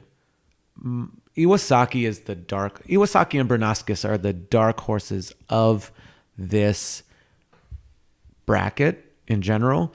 I am really looking forward to seeing a Hanato Kanuto Andres Brunovskis match if they both make it to the semis. I'm also looking forward to the Gilbert Burns versus Masahiro Iwasaki, and I very much look forward to Izaki Bahens versus either of those two gentlemen. So that'll be interesting to watch in general, but let's jump over to the heavyweight bracket. And if I'm not mistaken, I believe the winners of each division, the heavyweight and the lightweight bracket, compete against each other after they've won their division. Really? Yes, if I'm not mistaken, the two sounds bracket awesome. the two bracket winners compete against each other. I believe that's what happens in the last one. I'll have to go back and watch it. But I'm pretty sure that's what they do because Felipe Pena has won his one division and then went and fought another guy. And I was like, wait, they weren't in the bracket. Oh, the bracket winners fight each other. Awesome. Yeah, see, there it is right there. See how it says versus in the little lines coming down, Division 2 winners? So the winners of each division compete against each other. Awesome. So in this bracket, we have Felipe Pena, we have Lucas Barbosa, we have Eric Slan, we have Jackson Souza, we have Cyan or Cyan. Eric Cyan, we have Jackson Souza, we have Muhammad Ali, Tanner Rice, Viking Wong, Joshua Jerome, and Jacob Guerrero in this bracket. There's a lot of good dudes in this bracket. So I'm looking forward to seeing Tanner Rice and Felipe Pena. Viking Wong is a good competitor, but I think Tanner is like the level above him. I think that's correct. We've seen Tanner on We've seen him tons. Tanner the Ginger Rice on a tear. He fared fairly well against Leandro Lowe. Yeah. So that'll be Was it interesting. Pans, I think? Yes. Yeah, Pans. So that'll be an interesting match to watch. It'll be interesting to see. I think, who do you think takes the Jackson Souza and Muhammad Ali match? Muhammad Ali. So you think I think he's just been on more of a roll than Jackson has. You think we'll see Lucas Barbosa and Muhammad Ali in the semis? Yes, and that will be an exciting fun match. That'll be a really With how exciting. Muhammad Ali looked against Keenan this week, it'll be fun to see how he looks. It'll be against pretty action packed. Barbosa. Yeah. So who's your pick for Felipe Pena. All right, easy enough. So you think we're going to see Felipe Pena versus? He's nigh impossible to stop. Yeah. So you think If I'm going to speculate from the winner of the first division, I'm going to go out on a limb and say Bahens takes it. Yeah, for me, it's Behance or Canuto. Yeah, I mean, One of those two guys. I think it's going to be one of those two guys. I think Bahens is one of the heavier guys in this division because I think it goes up to like 185 or something, and that's what they consider lightweight. And that's what I was confused. So what Burns caught weight to make 55 this weekend. How is he going to make it again next weekend with a flight? No, because that makes a lot of sense. Iwasaki's a lightweight in IBJJF, and that's like 60 something. Okay, that was why I was confused. I wasn't going to call it out till later, but that makes a lot more sense. So these guys are heavyweight bracket and the lightweight bracket are much closer to each other than. Yeah. Okay. So that's this next week. We are not going to cover SUG this weekend because it's is it still running right now? Let me check. We're gonna bring up the YouTube page to see of it right now because it was not on Flow like it used to be. It is now on YouTube. Yeah, which I'm not exactly certain if they've not lost the rights, but didn't re-up their rights, or exactly what was going on with why it's not on. It's on Flow. Chael Sonnen's YouTube page. So, I mean, if they found it was maybe easier, or maybe it brought more money that way. It's sponsored by BetDSI now, which is interesting. Maybe that's why they were like, we'll get more money coming from this. It might be just a money game, and Flow was like, we don't really care. Yeah, I'm not certain. Yeah, but it looks like it just ended. Okay, so what's the time on it? It looks like it is about a it's only a 3 hour and 59-minute event. Okay, so it probably ended a couple hours ago, actually. It was going when we started, so probably an hour ago or so. Okay. So we'll recap that next week. Tag team jiu-jitsu is pretty interesting. Yeah, I from will what we say did that. see. It's a pretty interesting concept. I like it. I'm not sold on it yet, but they were garbage matches to watch from a technical perspective, but they were fun matches to watch from an entertainment perspective. That's what it's about, entertainment. I'm down. Look, I'm down. It seemed fun. There was guys at the beginning. It was a little serious, but there was a match. I think that was it, pit grid or something. There was a match where the guys were just jumping and rolling onto each other and just having fun with it, and it was fun to watch. So we will cover that in more depth next week when it's not midnight and we're trying to get through this. So that wraps up this week's episode. We're going to eventually go to bed. You know what's going to happen? I'm going to get home and I'm going to wake up and I'm going to hate life tomorrow. Okay, I was like, you already hate life, Josh. This is... And my alarm's already set for 5:15 in the morning so I can go to the gym. Me. So that does it for this week's episode. I'm going to cut all this out. We're done. I've been Maine. I've been Maine. I'm a husk of my former self. I've been Maine. I'm the artist formerly known as Maine. You can call me New Hampshire now. I am now a large potato.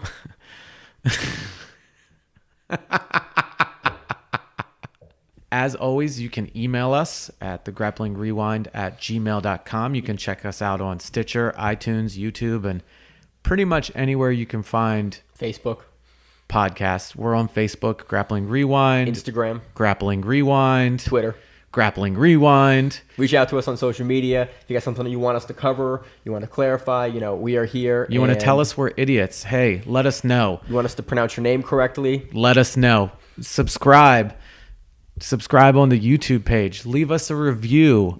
Helps us out a lot. It helps us out. And, it eventually will help you out. We like to give back. We're doing this as something that isn't done. So help us help you.